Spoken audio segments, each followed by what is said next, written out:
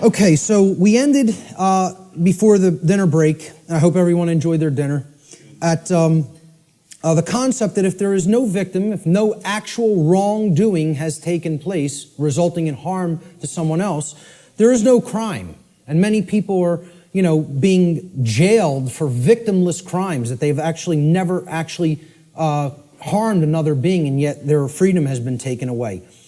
Another aspect about this concept of the difference between right and wrong behavior is we have to understand that there is no such thing as the ability to delegate a wrong to someone else. No one can say to someone, you may harm him, unchallenged or unaccosted, okay? That you're allowed to do that morally, okay? No more than anybody can say a group of people may commit a wrongdoing and they have the moral right to commit it, to commit that wrongdoing. There's no such thing as that, okay? So this is what many people who believe in things like government believe in, that we can delegate to a group of people who are calling themselves a government something that is not a right and all come together and agree upon, they now possess this right.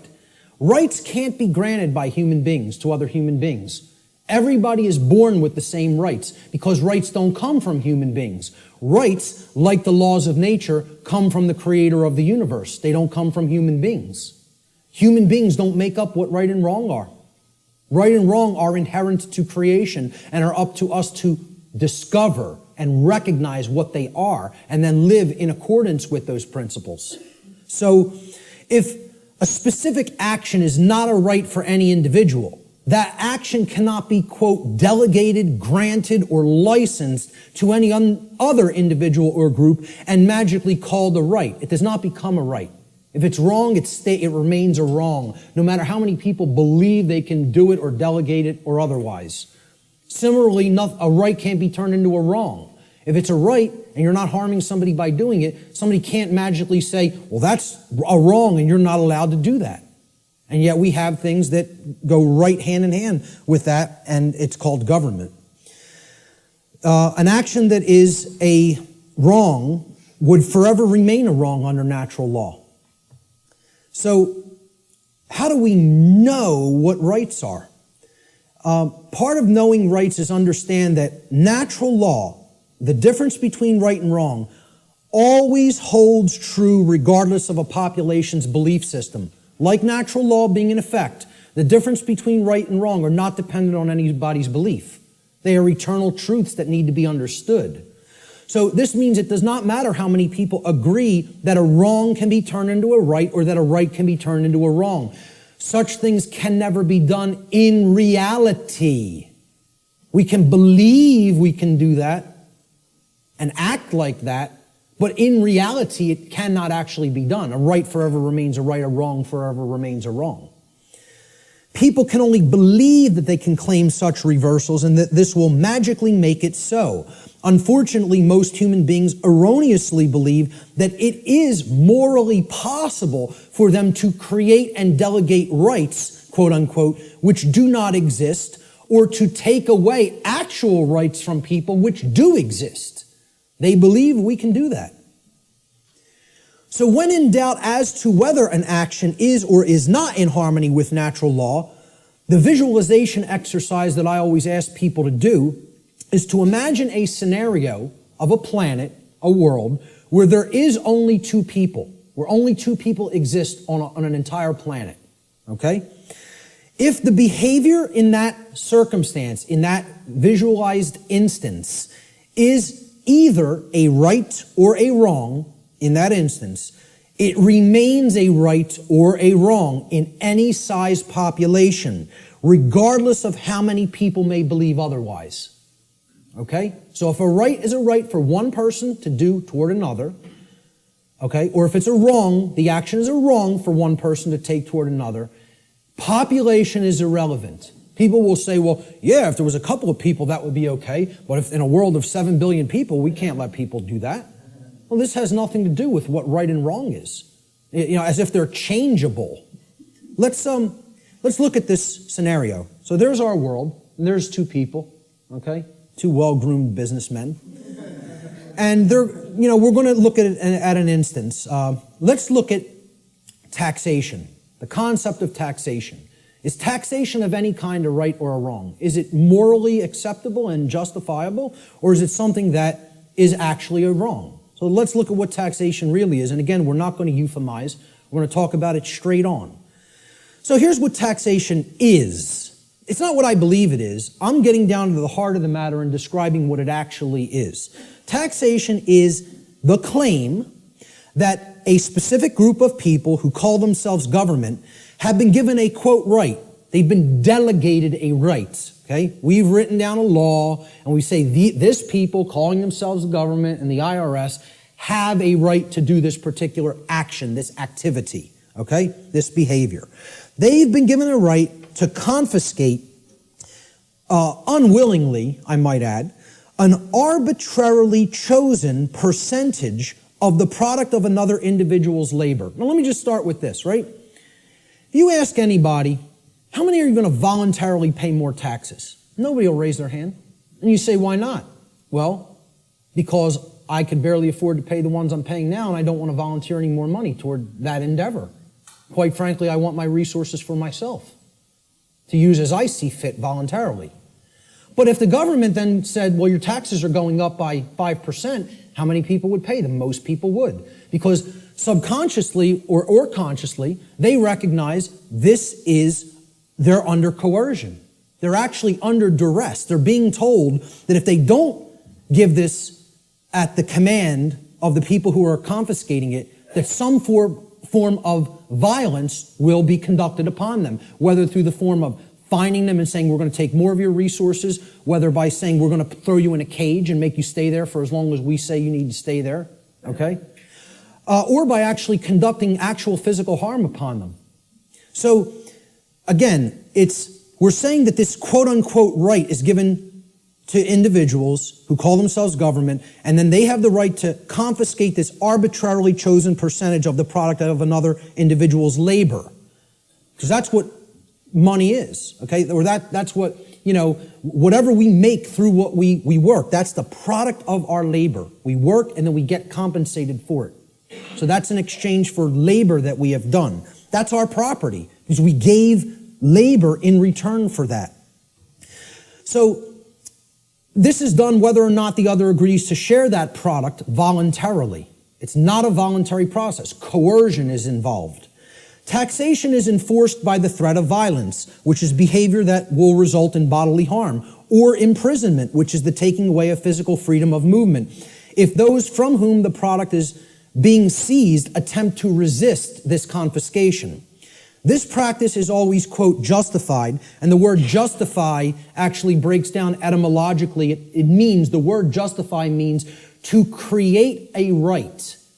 That's what justify actually means. Jus in Latin means right or law. And then facere means to create or to make. So to justify means to create right, to make a right up and conjure it into existence. So it's always justified or made into a right, quote unquote, by those who claim that such a practice is necessary and required to, quote unquote, uphold the common good. This is the justification offered for the seizure of the product of people's labor involuntarily. Now, if we are honest with ourselves, if we define the concept of slavery, and I think this is a good definition for slavery, would it be fair to say slavery is the involuntary confiscation of 100% of the product of the labor of another human being? That be a fair definition? You're saying you're working, I'm going to take whatever you generate as a result of that work that you're doing. It doesn't belong to you. The product of your labor doesn't belong to you. All of it belongs to me. So you work for me. I take everything that you have been able to amass or create through the labor that you have done. I think everybody here would agree that's slavery. That's as good as a definition of slavery as you're probably going to get. I mean, we can come up with some other definitions that involve coercion and physically shackling and keeping people. But if we really are honest with ourselves, what is the purpose of slavery to begin with is to make others work for free and then take all of the product of the labor. That's what slavery was conducted for. Okay? So, if we're defining slavery as the involuntary confiscation of 100% of the product of the labor of another human being, we should be able to clearly see that there is no magical percentage to which we could lower this number that would no longer make it slavery. So I ask people, if the person who's saying I'm going to confiscate 100% of your labor and keep it for myself would say, well, I'm going to take 75%. I'll take 3/4. You can keep 1/4 of what you've created. Would that no longer constitute slavery? And I don't care what you say I'm going to use the 75% for. Okay? If you're telling somebody you have no choice, 75% of your labor belongs to me, would that no longer be slavery just because they allow them to keep 25? Okay, let's lower it to 50. Is it still slavery? Okay. Well, what percentage could it possibly be lowered to for it not to be slavery anymore? Only 0. There is no percentage that it could be lowered to for it not to constitute slavery. And again, if we're being honest with ourselves, many people want to justify this in many ways by saying, oh, it's used for services which someone doesn't have a right to refuse. You know, I tell people, hey, if I said to you, I'm a computer technician. You own a computer? Okay, I'm now your computer technician. You're not allowed to refuse my services. Just think about that for a moment. You may not refuse that I am now providing the service for your computer to keep it in good shape. Okay? First of all, what have I just taken from that gentleman? Right to choose. Free will. Right there, that's slavery. I don't even have to keep going and say, hey, if you refuse, or if you, whether you want or don't want my computer services, I'm now your technician, and I need $200 every year. I'll come over a couple of times. I don't care whether you're happy with my service or not. Okay, and if you don't pay me, I'm coming and taking the computer. Now, is that really your property? If you're living under that kind of duress, or am I just a violent criminal who's saying I'm going to steal your stuff if you don't give me what I say? I'm holding you under extortion. That's duress. That's called duress. It means I am threatening violence unto the person unless they conform to my will. And that's what we're all held under. We're held under duress. All forms of taxation are duress. It is a master class telling people you have no right to refuse the arbitrarily set confiscation of your labor that I deem is going to be necessary for what I say it's necessary for. So how could you possibly claim that your home belongs to you if you're paying something called a property tax? That somebody is saying, for the services we provide in this community, you must pay us this percentage, and if you don't pay it, your house is going to be turned over to the government. And you know what that's called? There's a term for that, okay? When a society doesn't actually have true private property ownership rights, and a higher class of masters actually owns the land and owns the property and only allows the peasant class to live upon the property for as long as they pay tribute to the master class, who can tell me what system of government that is? That's called feudalism. And that's the United States government and just about every government on the earth. You live in feudalism. There's no such thing as democracy. There's certainly not a constitutional republic, that's for sure. Okay? The de facto state of government, which means indeed, in action, is feudalism. And feudalism is just another euphemism. It's a euphemism for slavery. Okay? Because slaves aren't allowed to own property. Slaves aren't allowed to keep the product of their labor. You know? That's all it really is. If we're being honest with ourselves. Once again, there's my catchphrase for this section. Okay? We want to euphemize it, justify it, call it something else. Right? I said this to that New Age woman at the UFO conference. And she said, again, I prefer not to see it that way. Well, you're not being honest with yourself. You're lying. It's called lying to yourself. That's what cognitive dissonance is. It's called lying to yourself. Okay? So,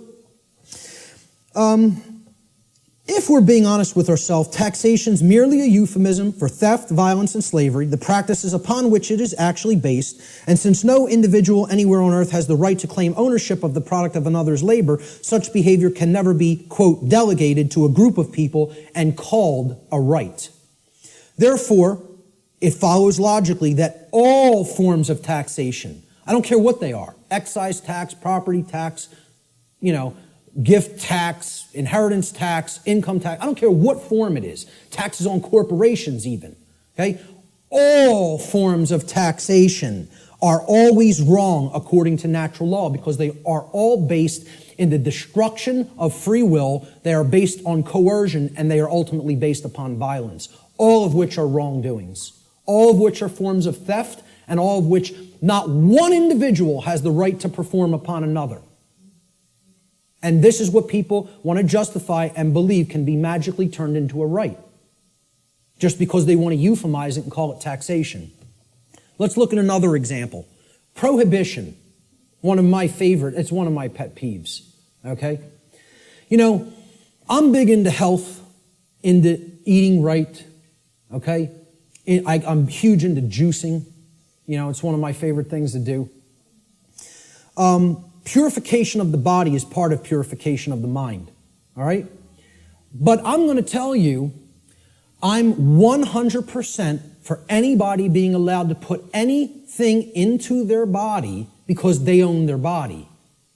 If I want to break up this remote control in little pieces and eat it with a sprinkling of pepper, then that's my right to do so, regardless of what the chips may do to my intestinal tract, okay? There's a reason I have the right to eat this remote if I want to. You want to know why? My body is my property. It belongs to me. Now, we did this in the natural law seminar. We asked people, do you own your own body? Almost every single student in the seminar, now, of course, they immediately answered, yes, I own my own body. The students grasped this, okay? The people they were asking the questions to, okay, because the students were doing the tabulation of, accumulating the answers from people that they asked the questions to. And one of the questions I asked them to ask people is, do you own your own body? Almost every student in my first natural law seminar, when they asked people if they own their own body, they came back to the next class and almost every student said, almost everybody they asked that question to paused for a long time and thought about it. Had to sit and think about this question. Could not immediately spit out, absolutely, my body is my property. And because I think people want to overthink things and say, well, am I going to own my body forever? I'm going to die one day. Does that mean I don't own it now? What's the over-intellectualization and mystification of this concept?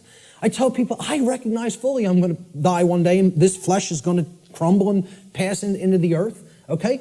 Does that mean I don't own my body right now? I'm using my body right now. That's why I own it, specifically. Specifically because my consciousness inhabits this body and I'm using it as the vehicle for the expression of my consciousness is the very reason I own my body, okay? And people can't spit that out. It's like unfathomable to me. The ridiculousness of some of this, that the human mind could be worked into the situation that it has been, is almost incomprehensible.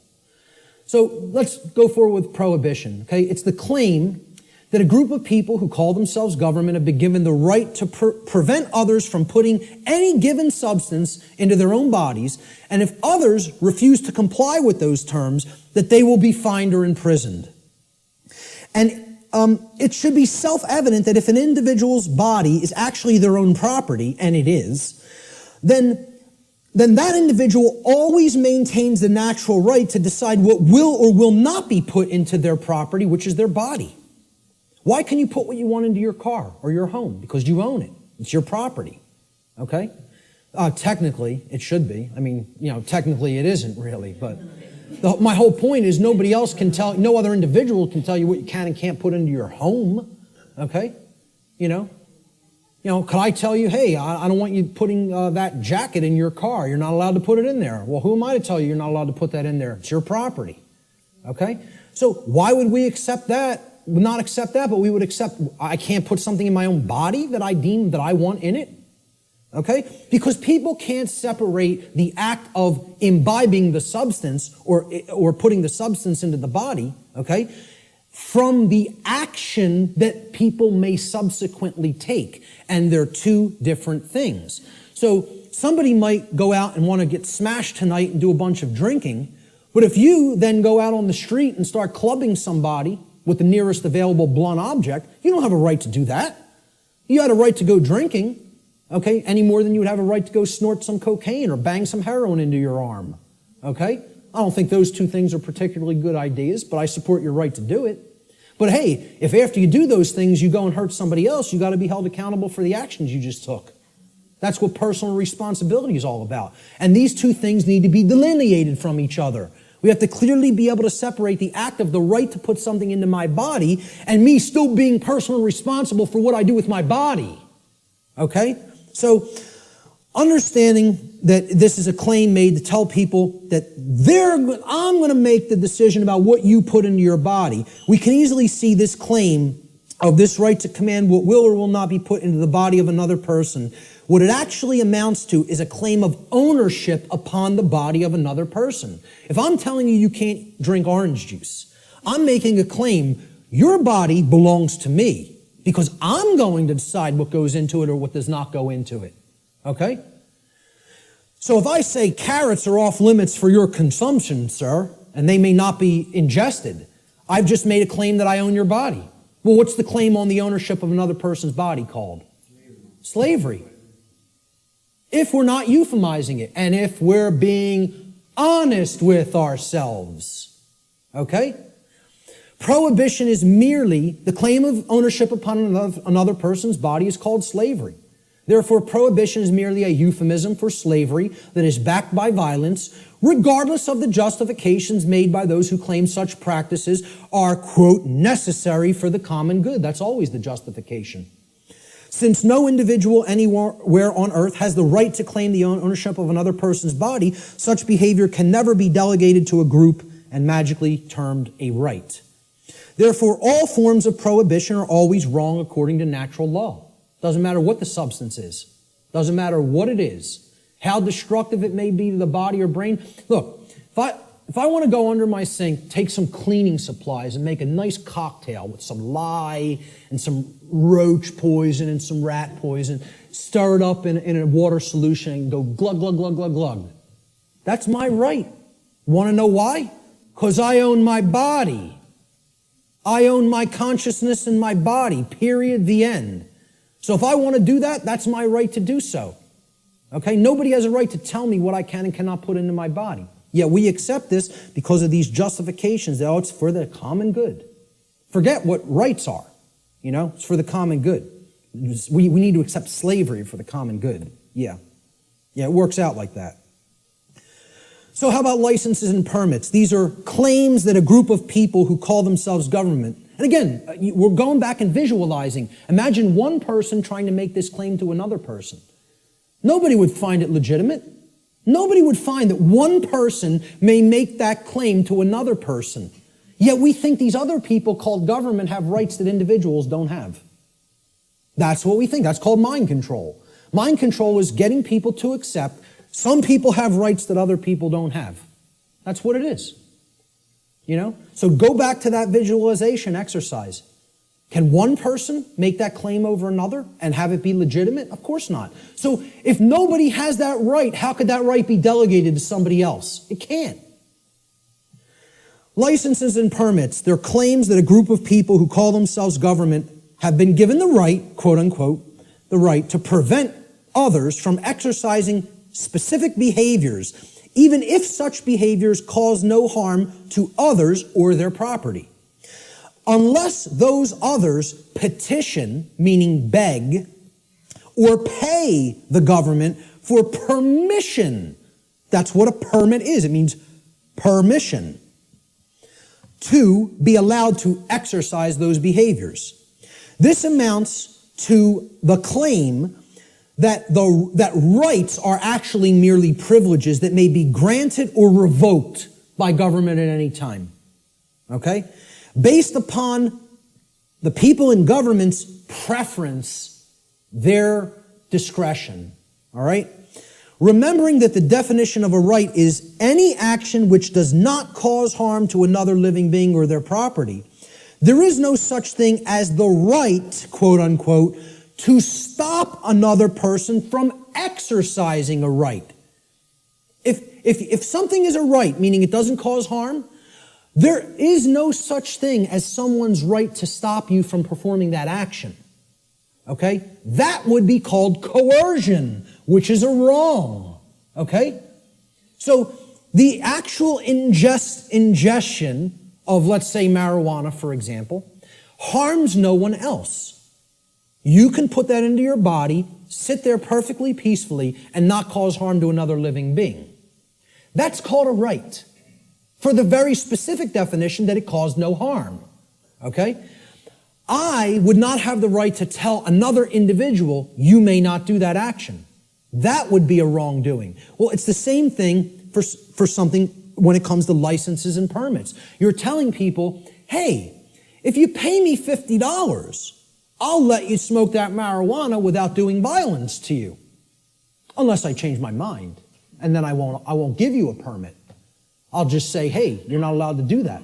Even something that is a right, like assembling and speaking.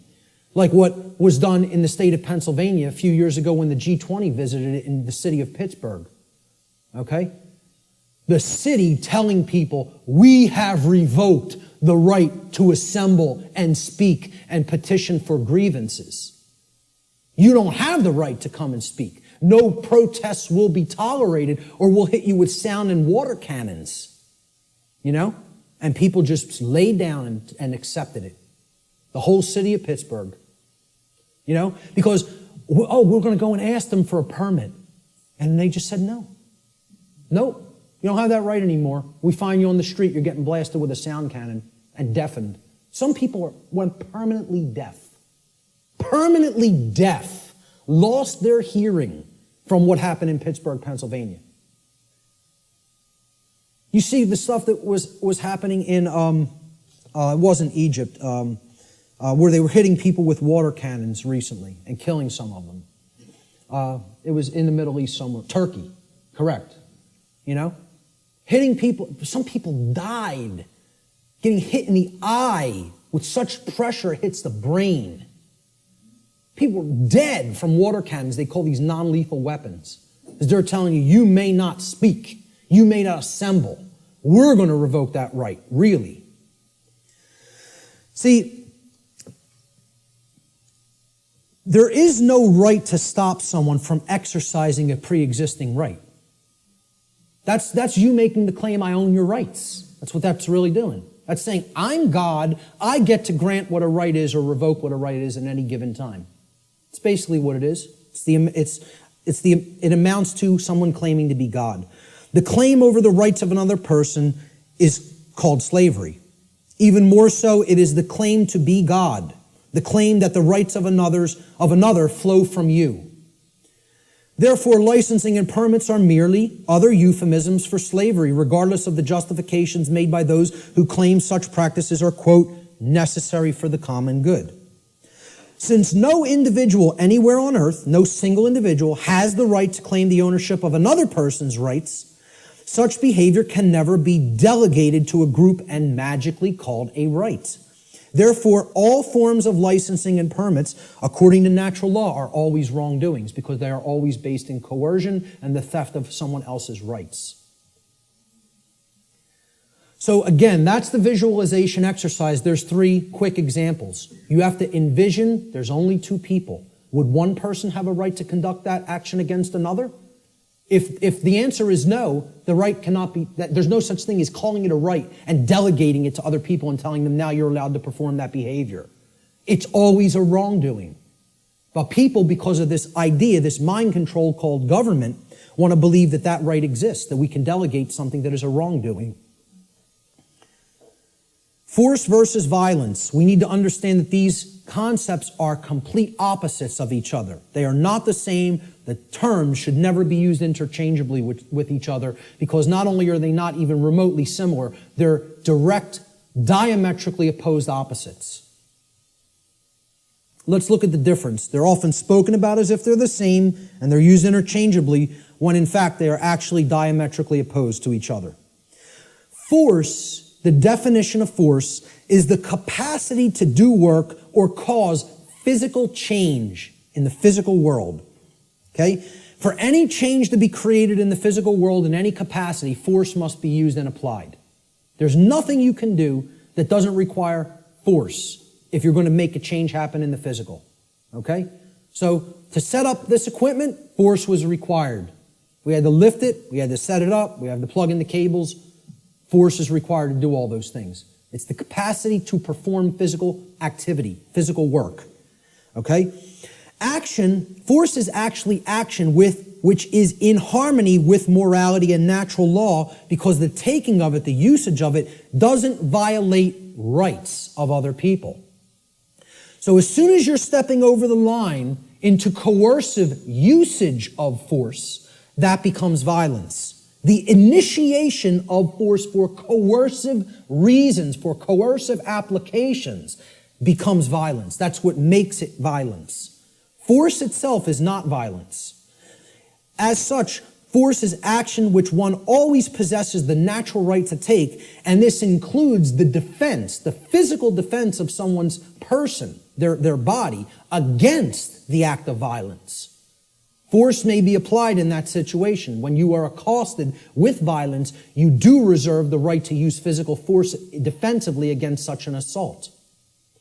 Violence, on the other hand, and this is the key to keep in mind with violence, it is the immoral initiation of physical power to coerce, compel, or restrain unrightfully. No one has the right to ever enact violence, because violence is always starting it. Initiation, that's the key word there. It's the immoral, the unrightful initiation. So, teachers in schools will, if there's a skirmish that happens between a couple of male students one day, they'll say, it doesn't matter who started it. All that matters is who started it. All that matters is who started it. All that matters. Because the person who actually conducted violence is the person who struck first. They initiated the immoral use of physical behavior, of physical force, physical power to coerce, compel, or restrain. Therefore, when the person beats back that physical assault with force, they have not committed an additional wrongdoing. Okay? It's difficult for many people to understand who are in right brain imbalance. They don't want to acknowledge that you maintain the natural right to use force when you are accosted with violent behavior. If someone just came up to me on the street and started swinging, okay, because they want something I have, or just because they don't like the look of me for whatever reason, they don't have the right to do that. If I replied by beating back their attack with sufficient force to put that action down, how many wrongdoings would have been committed? One. Correct. One. Not two. One. Because I maintain the right to defend myself with physical power, with physical force when necessary, when violence, meaning someone else started the immoral behavior. That's what matters, the initiation. Who started it is all that matters. All that matters. And again, it's a very difficult thing for the ego to comprehend. The ego doesn't want to hear that. It's been conditioned so long that responding with force is also violence. We are verbally and mentally equating these two things, and when in fact they are actual complete opposites. Okay, if a kid got hit by somebody else in a school, and then that other kid maybe even said once, stop what you're doing, and then when the other kid wouldn't stop, he punched him and knocked him out. Okay, I would ask other people, who struck first? And if the kid lying on the floor struck first, I'd say you got what you deserved. That's it. Because that person had a right to defend themselves. You had no right to strike him. You initiated the violence. He responded with defensive force. Many people don't want to hear that because they're very conditioned.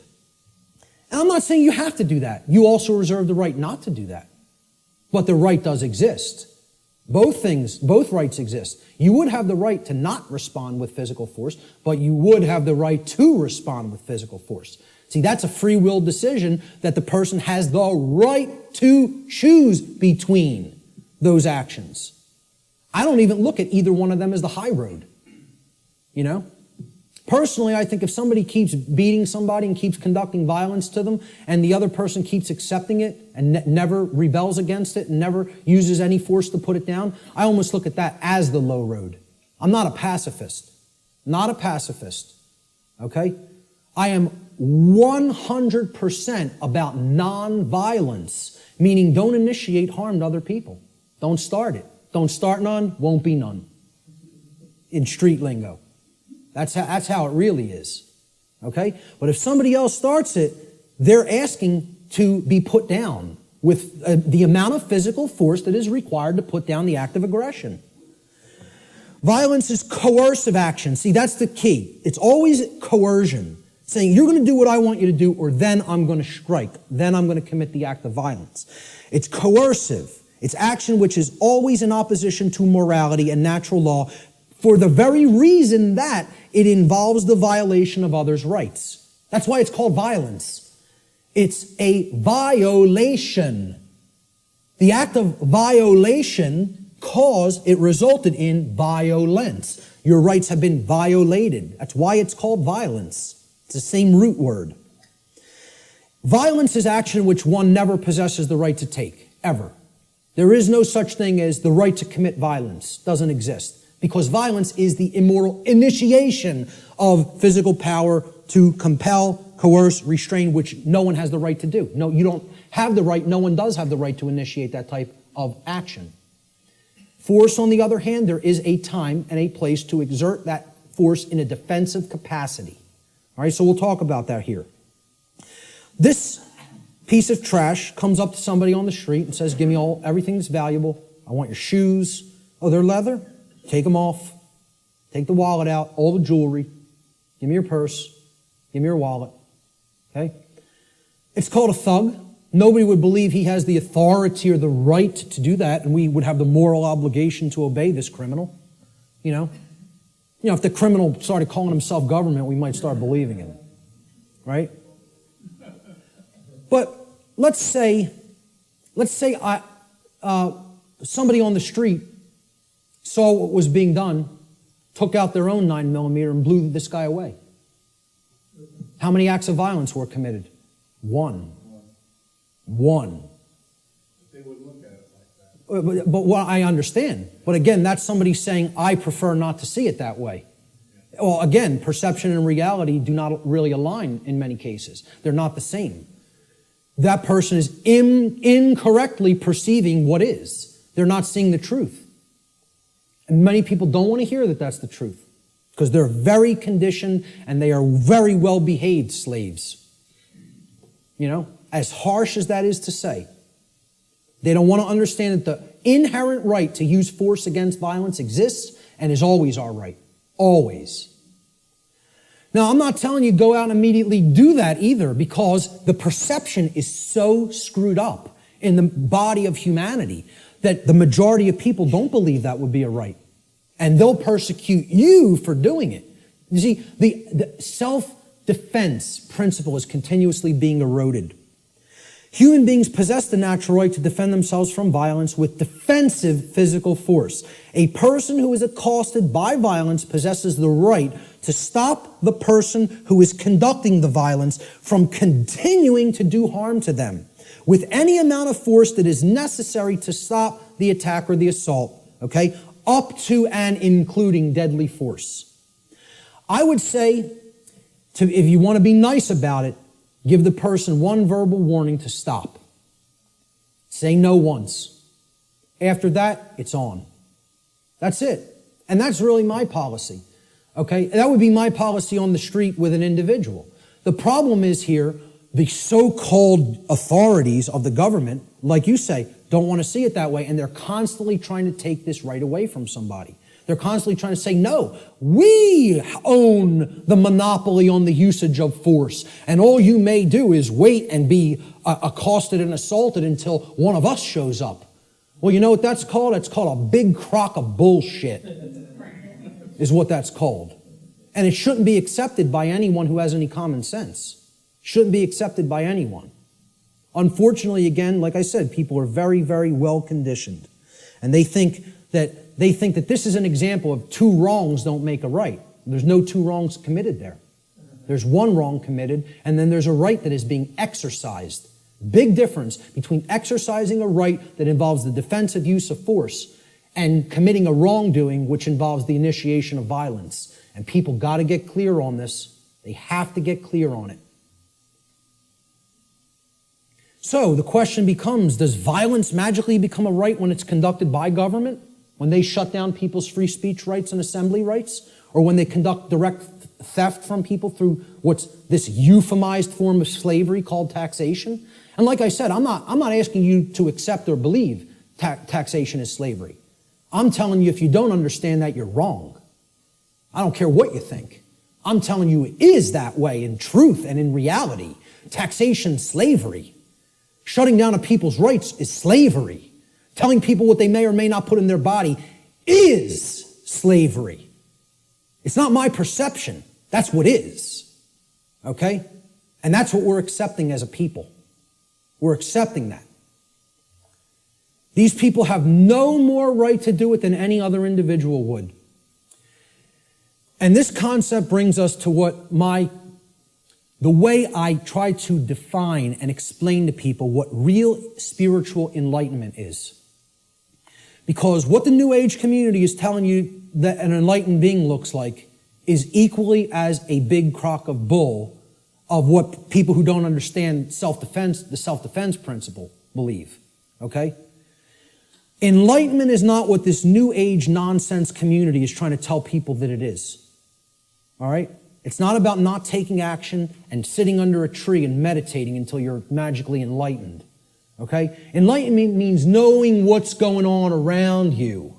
Enlightenment means knowing what's going on within you. Enlightenment means truly knowing the true objective difference between right and wrong and living that in your life on a daily basis. Enlightenment means not aggressing upon your fellow human beings, but not agreeing voluntarily to be aggressed upon by them either. Okay? There's two pillars, two dynamics that go hand in hand with real enlightenment. I call this the two pillars of enlightenment. Okay? So here they are. The first pillar is the sacred feminine principle. This has been called the non-aggression principle. All right? It is the simple law of don't engage in violence. Or, quite simply put, don't steal. Don't steal. We talked about that. That's what all spiritual law can be boiled down to. Don't steal from other people. Don't take what isn't yours. Don't take life that isn't yours. Don't take property that isn't yours. Don't take rights that aren't yours. They're the property of others. Respect their ownership. Okay? Most people can grasp this pretty readily. Okay? And even in the New Age movement, they grasp this. In other words, don't immorally initiate non-rightful use of physical power to coerce, constrain, or compel the rightful physical behavior or free will choice of another sentient being. Respect other people's free will, their rights, their property, their life, period. Real simple. It's the golden rule. Don't do things to other people that you don't want done to you. I always state it in the apophatic, in the negative. It's much more powerful that way. But there is a second principle, a second pillar or tenet of enlightenment, if you will. This is the sacred masculine principle. This is what religions of the world, whether they be government, organized religion of different regions of the world and cultures, the New Age movement, all right? This is what they want, they are seeking to suppress, because religions are right brain modalities. They're right brain methods of mind control. Just like government, who thinks it's a monopoly on the physical use of force, that's a left brain imbalanced mindset. All right? The second pillar of enlightenment is the sacred masculine principle, which is also known as the self-defense principle. Your body's your property. You have a right to defend it when it comes under attack by violence. This principle states, sentient beings have the inherent right to use force to defend themselves from violence conducted upon them by another. This is the part many people don't get.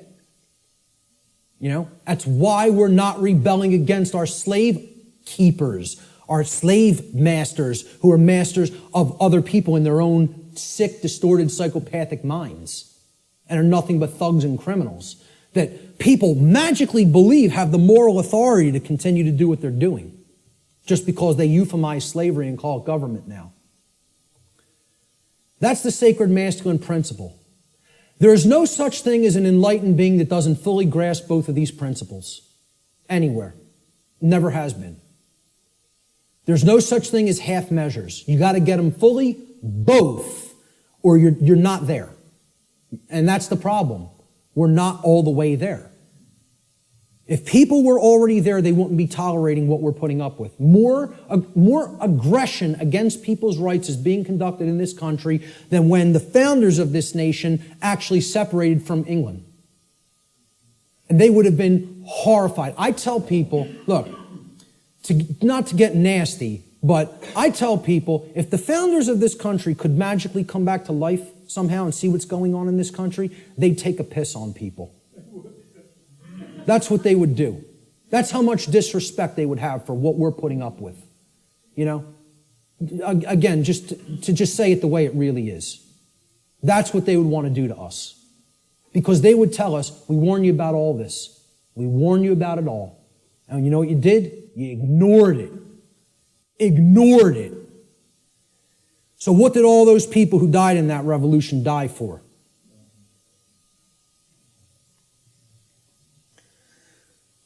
We have to understand true ownership. Real, deeply. Not peripherally.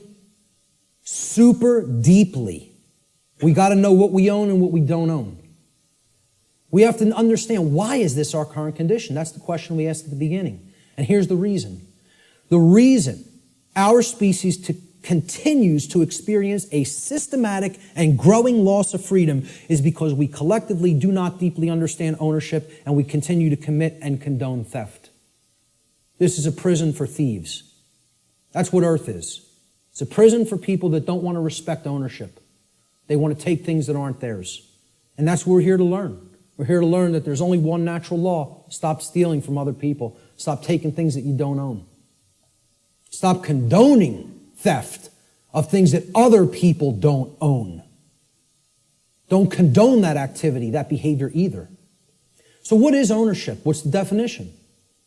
What does it entail? To own a thing means that regarding that thing, an individual maintains three basic things regarding it. The first is rightful possession. It means you acquired it without doing harm to somebody else. So you rightfully own it, lawfully own it. Okay? You're in possession of it. You have it in your possession. It is yours. The second thing is you control its usage. Okay? So your house, you control its usage. Your car, you control its usage. Your clothes, you control their usage. My computer is mine. I control its usage. I'm using it. Okay? Control of the usage of something means that you own it. And most of all, maintaining personal responsibility for that possession is the third aspect of ownership. So to own something means I'm in lawful, rightful possession of it.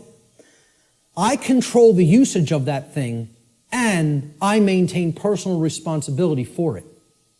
All right? And this is what we have to understand. Natural law can be essentially reduced to one single spiritual law. I gave you the working definition, the soundbite definition before. Here's the super simplified two-word concrescence of all of this information. Natural law gets boiled down to two words. Don't steal.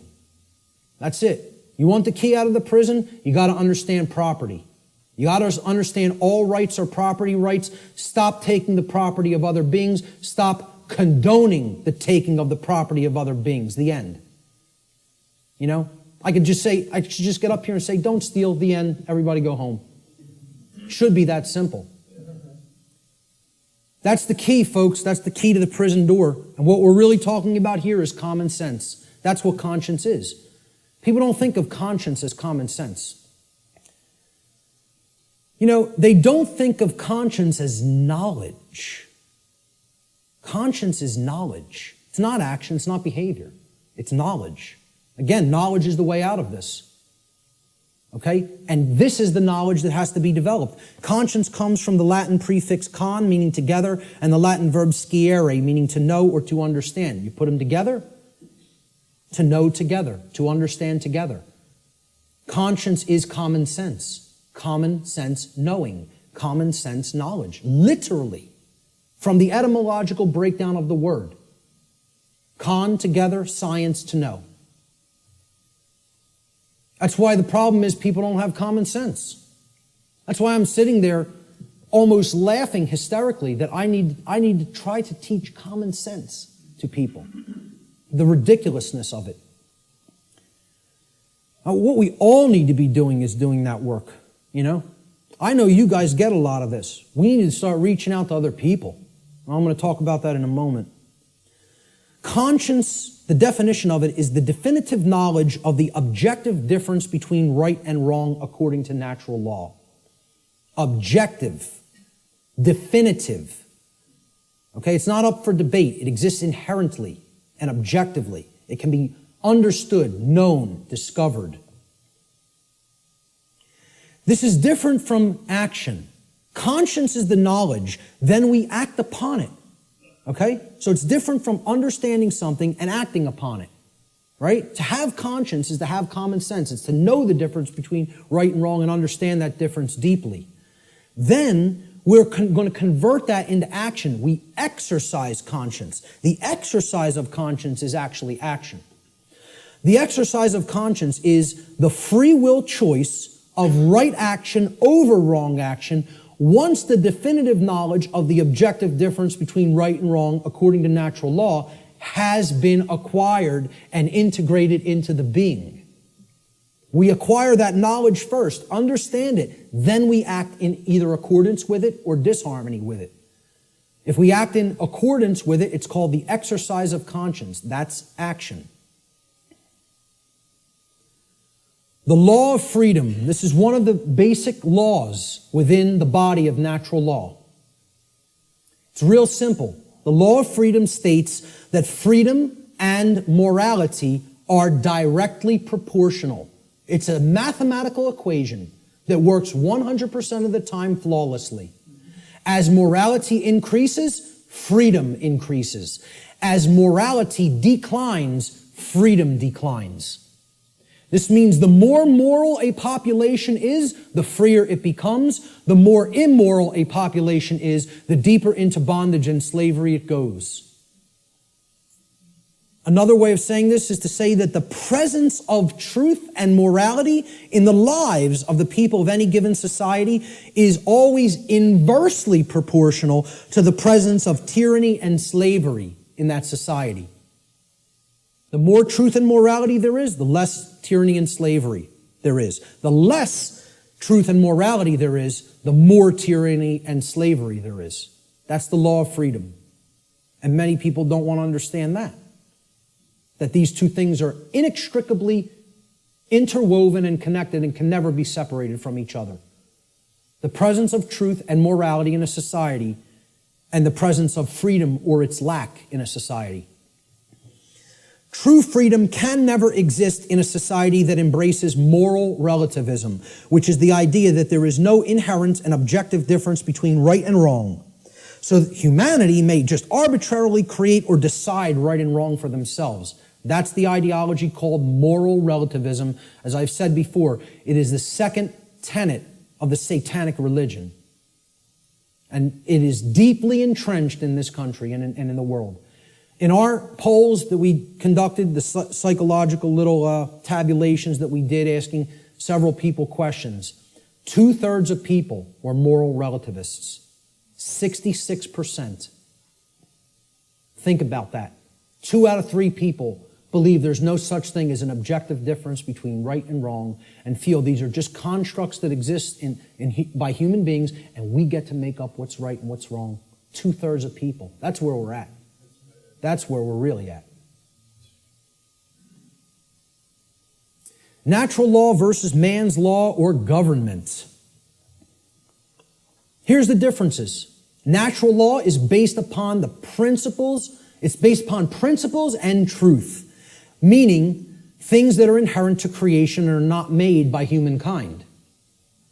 Natural law can only either be harmonized with due to knowledge and understanding or rejected due to ignorance. So it's not something that is based on compliance because of we fear the punishment that would result of not understanding it. Okay, if you don't understand it and live according to it, the result is inescapable. Because men and women are not actually creating the result. Okay? The universe is bringing that result to us, intelligently and dynamically. All right? In other words, once again, this is about consequences. You behave a certain way, there's certain consequences. You change the behavior, you'll change the consequential results. Natural law is universal, which means that it exists and applies anywhere in the universe regardless of physical location. There is no place you can go in the physical universe to escape natural law. Let me know if you find a way out of this universe and into another where natural law no longer applies, and we'll take a look at it together.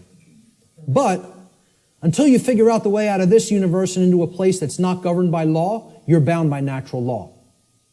Okay? Natural law is eternal. It will exist for as long as the universe exists, and it is immutable. Exists and applies for as long as the universe exists and cannot be changed by anything humanity is capable of doing or any other species in the universe is capable of doing for that matter. Man's law, on the other hand, let's look at how this contrasts with natural law. It's not based on principles and truth. It's based on dogmatic beliefs that are programs that are running in the human mind. These are constructs of the mind that operate like programs. Man's law is complied with due to the fear of the punishment that will be conducted upon people who attempt to not comply with it. It's most of the only reason people ever comply with the law of man. And that's a very low state of consciousness, fear. That really is only going to get you all the negative things that we say we don't want if we're in that vibration. Man's law differs with location based upon the whim of legislators, like prohibition. Well, I'm allowed to smoke marijuana in one state, and then I could be jailed for it in another. My freedom can be taken if I cross this imaginary line. Okay, I'm a gun owner, okay? If I take certain weapons that I own across an imaginary line, I could be jailed for years. But over this side of the imaginary line, it's okay.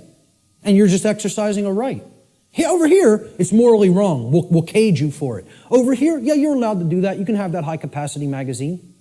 But over here, you're going into a cage for it, just by crossing an imaginary barrier called a state border. And people think that makes sense. They think the moral relativism of man's law makes sense. They actually believe something can be moral in one place and immoral in another place. You know? That's cognitive dissonance. That's holding two contradictory notions in the mind simultaneously and accepting them both when they're clear contradictions with each other. It's called lying to yourself. Let's be honest about what it really is. It's called lying to yourself. Man's law changes with time based upon the whim of legislators, which is also moral relativism. Prohibition in the 1920s. Oh, it was legal to possess and consume alcohol. Then for years it became illegal to do so. Then it switched back to becoming magically moral again. We won't cage you for doing it. Well, it changes over time based on our preferences and likes and dislikes. Yeah, we get to make up what law is, what right and wrong are. It's called moral relativism. All right? And it's one of the tenets of Satanism. So what does this mean for the law of man, actually? You know, that people seem to have so much respect for. You know, we're a nation of laws written by men. You know, we don't give a damn about moral law. We don't really give a damn about what's right and wrong. You know, but we have so much respect for the law of man, which people actually believe is somehow based in morality, when it's nothing of the kind could be further from couldn't get any further from the truth than that. It's based in moral relativism, which is about the whims of the legislator at any given time or place. You know, you listen to certain forms of music in certain countries in the Middle East, you could be jailed for years just by putting a certain song on. Imagine this. Now, and we would think that's unacceptable and deplorable.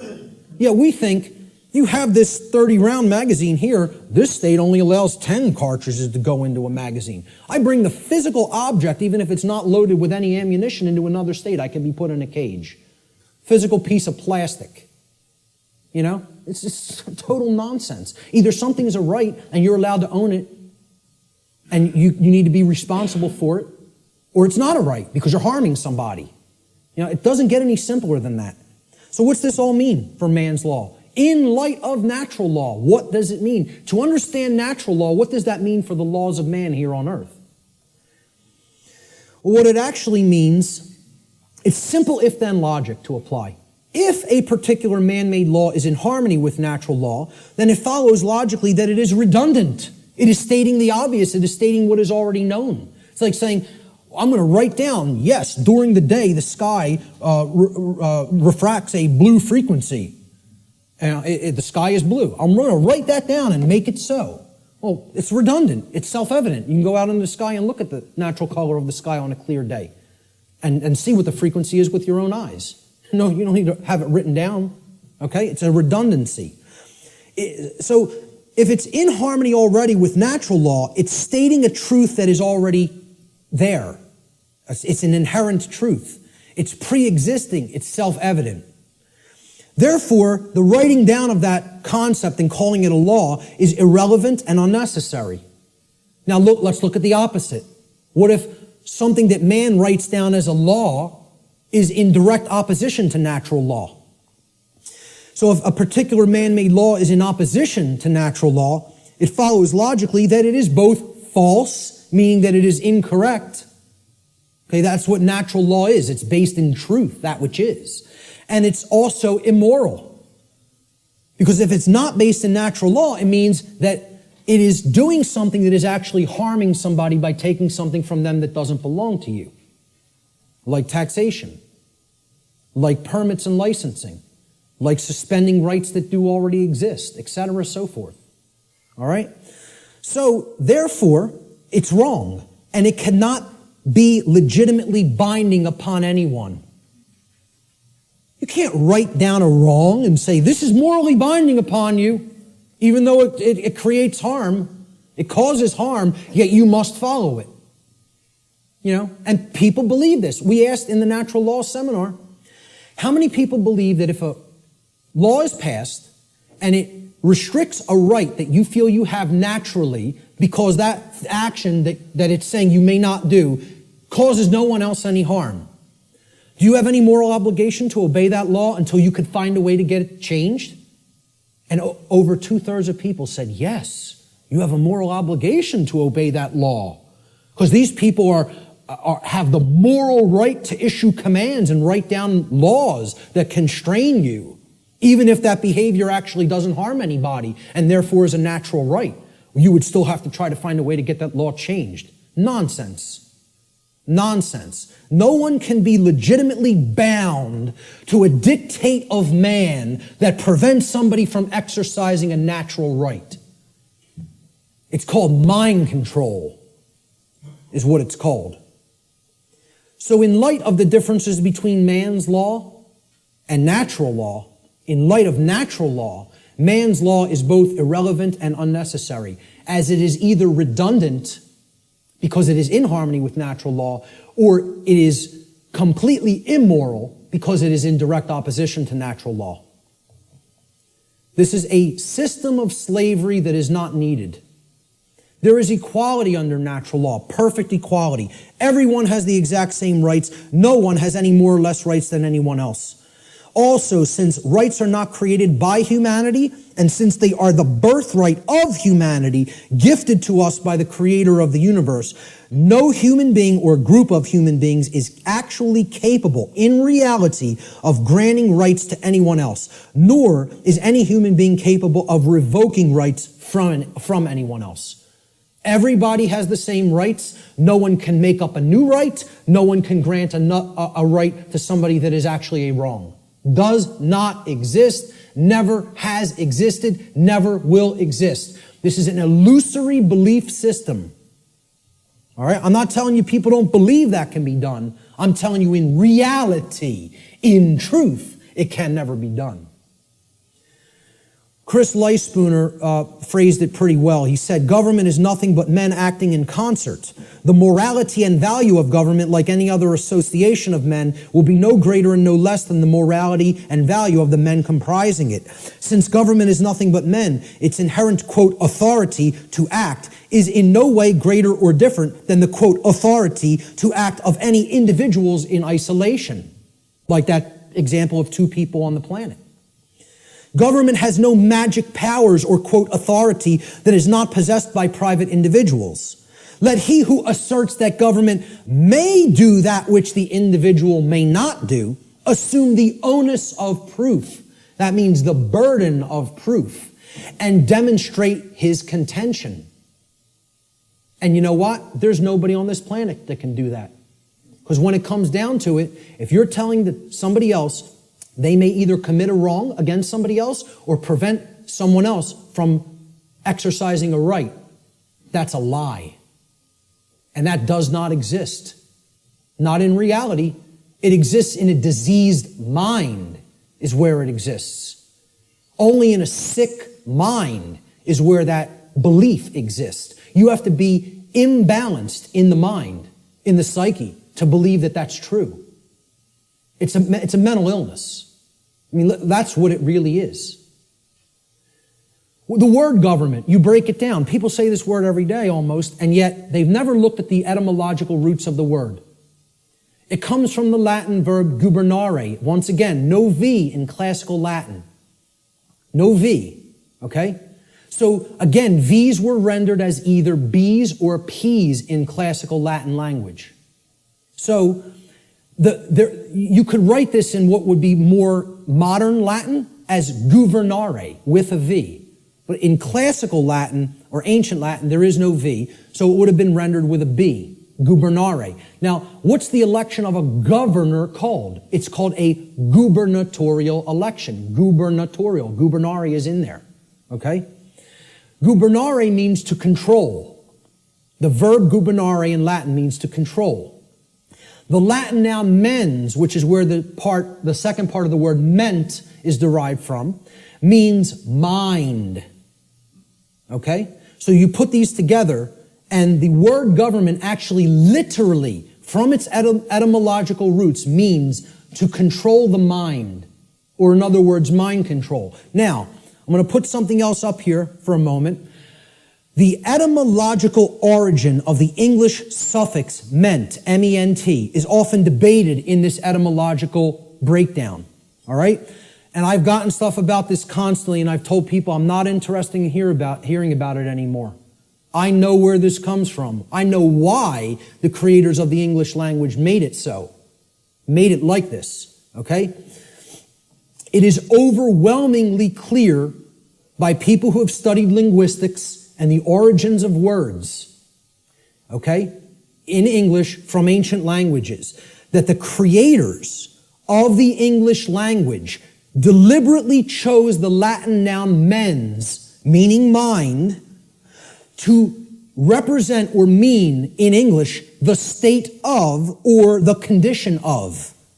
And this was done in direct keeping with the first principle of natural law, as we've already discussed, the principle of mentalism, which demonstrates that in order for any particular thing, event, or circumstance, any state or condition to exist in manifested reality, it, as it currently does, which is known as the plane of effects, it must have first existed in the plane of causality or the mental realm, the mind. Okay? We've already looked at that principle of natural law. So, anything that ends in ment, the original etymological derivation means that it was made that way first by a state of mind which led to its creation in physical reality. Okay? Any word you can think of that ends in M-E-N-T, meaning the state of or the condition of, means it happened in mind first, and therefore it led to the state of or the condition of in physical reality. Okay? So, when I say that government means mind control, It literally does, and that is an accurate etymological breakdown. Okay? The word mens was deliberately chosen for specific reasons. And I just explained the reason of that meaning, the state of or the condition of. And many people want to hotly contest that. I'm telling you outright, they're wrong. They don't understand why that was chosen. Mens, meaning mind, was chosen deliberately to mean the state of or the condition of. Government is based on this illusory and false concept called authority.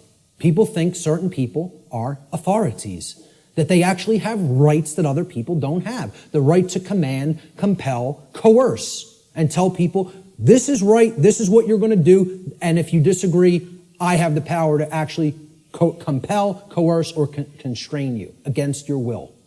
If you're not harming anybody, even in the taking of that action. Authority is based upon an equal illusion that is called jurisdiction. Now, if we break down this word, it comes from the Latin noun. Jurisdiction comes from Latin, jus juris. Jus juris in Latin means law. Juris is the possessive case. And the Latin verb dictere. So, jus dictere, juris dictere, jurisdiction. Okay? Dictere means to say or to speak. Thus, jurisdiction literally means to say what the law is. Or in other words, we get to make up what the law is. The law is not something that exists in nature and is based upon right and wrong and truth and morality. No, we get to make it up.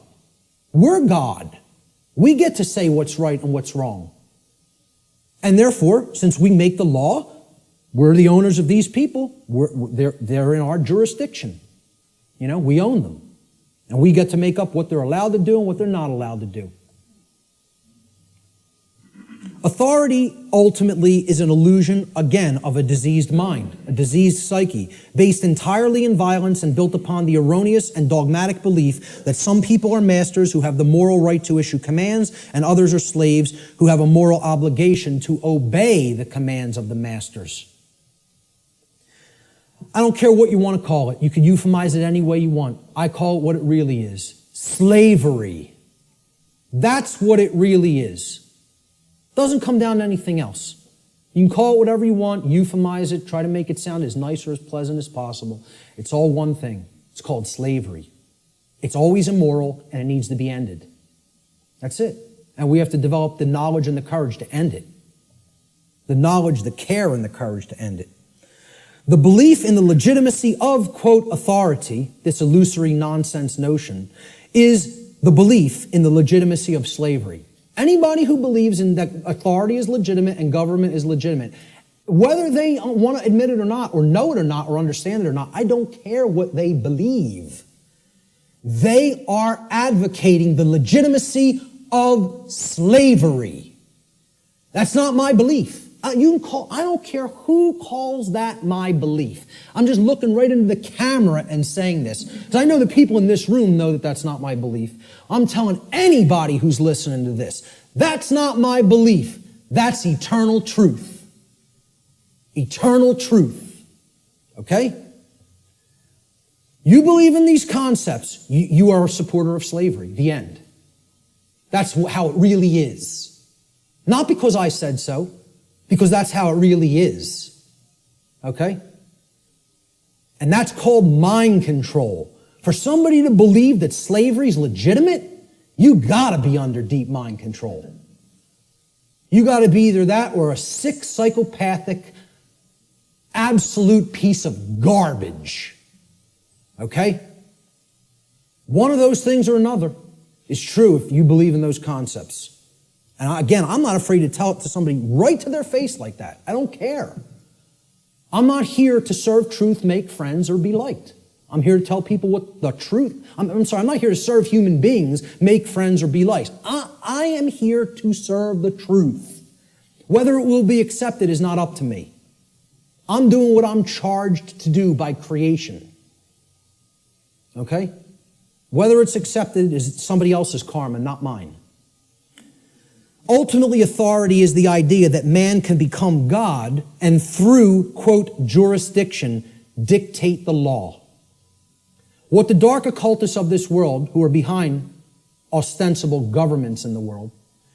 You know, they set up all of these institutions as temples, right? What this sick psychopathic priest class ultimately believes is they're going to become God. We're going to turn natural law on top of its head, and we're going to rule in hell. That's it. We're going to rule in hell. It's a religion. This is a religion. Okay, government's a religion. The concept of authority is a religion. Most people don't see it that way. And I mean religion in the term of false religion. Okay? It comes from the Latin religare. I laugh when I hear people say it comes from relegare or relegare, R-E-L-E-G-A-R-E, or relegare, okay? Which means to read over again, to go back over something that you've already read and read it again. It's the most ridiculous, nonsensical derivation I've ever heard for the word religion, to reread. I mean, please, let's put this to bed, folks. Religion does not mean to reread. It doesn't come from relegare or relegare. I can't remember which infinitive is used for that verb offhand, but it comes from religare, hence religion, R-E-L-I-G-A-R-E. All right? Relegare means to tie back, to hold back, or to thwart from forward progress by tying or binding. Tying up so that you can't move forward. That's what relegare is, and that is the etymological root of religion. Because a false religion is a system of control that is based in unchallenged dogmatic belief, which keeps the mind in a prison in order to hold back the progress of consciousness. And that's where the bulk of humanity is at, in a brain cage. They're in the mind cage, okay? There is a positive connotation of religion. It also means to reunite with. And what we need to reunite ourselves with is the truth and common sense and natural law and a knowledge that there's no such thing as legitimacy to slavery. That's what we need to reunite with, you know? And then we'd be living with true religion. We'd be practicing true religion instead of fake religion. We got to stop trying to make our religion truth. And we got to start making truth our religion. That's what needs to be done. So what's the one true divide that exists in humanity? People say, oh, this is separation talk. We're all one. No, we're not. There is one true divide that does exist in reality. And here's what it is. The one true divide that separates humanity into two distinct types of individuals. The criteria for this divide is whether or not an individual believes in, quote, authority, and therefore believes that there is legitimacy to slavery. The two groups of people are the people who know slavery is never legitimate and people who believe that it can be legitimate. That's what actually separates humanity. See, all the other things, divide and conquer. Race, religion, sexuality, income, religious belief systems. These are all divide and conquer techniques. There's one real difference, whether somebody believes in slavery or not.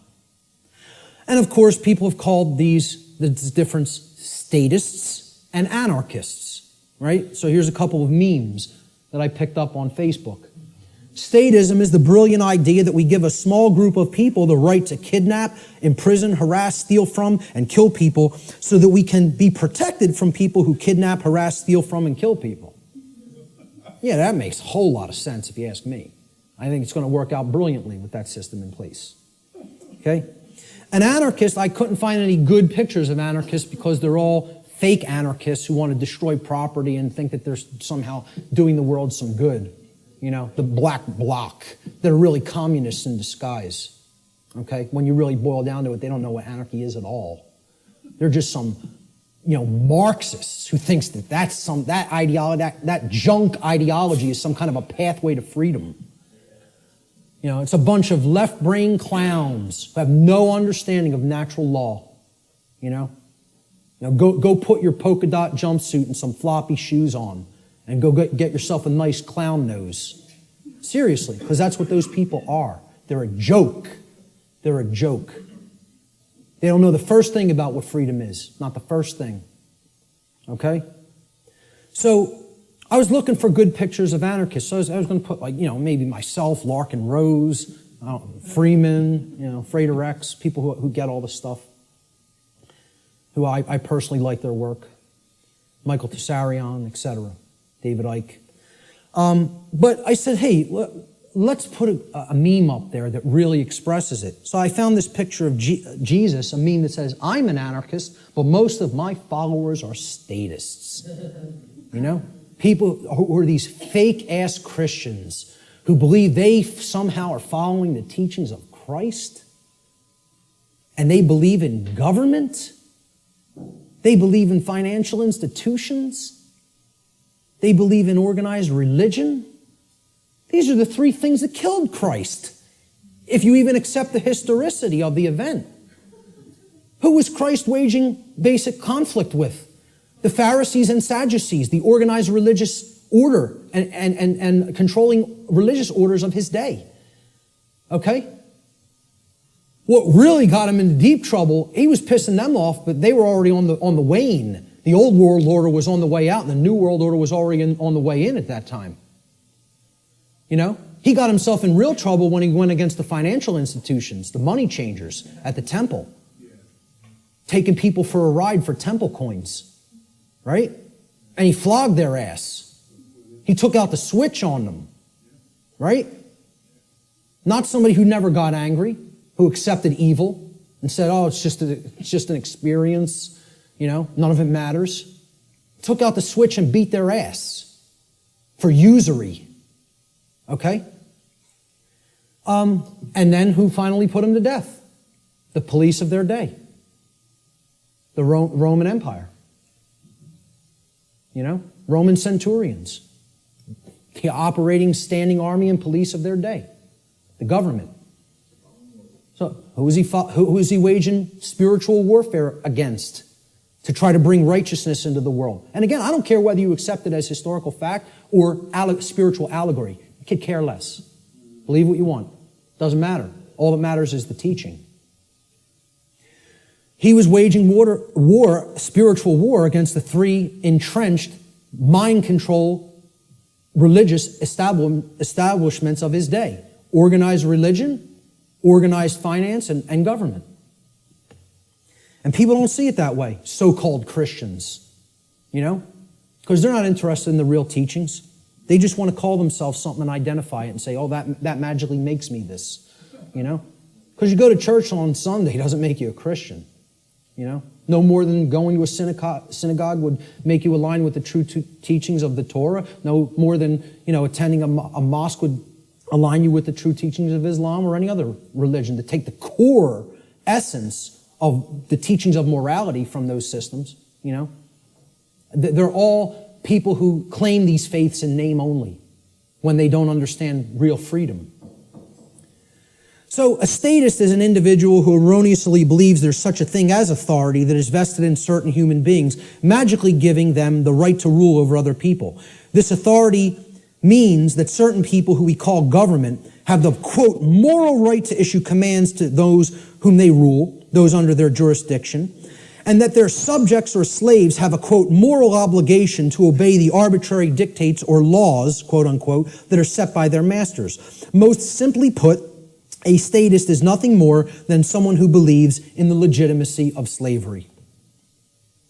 Conversely, an anarchist, a true anarchist anyway, is one who knows that there could never be legitimacy to authority or government, because those terms are simply euphemisms for violence and slavery and coercion, which are always immoral and in opposition to natural law. Let's look at what the word anarchy really means. Again, you got to break it down.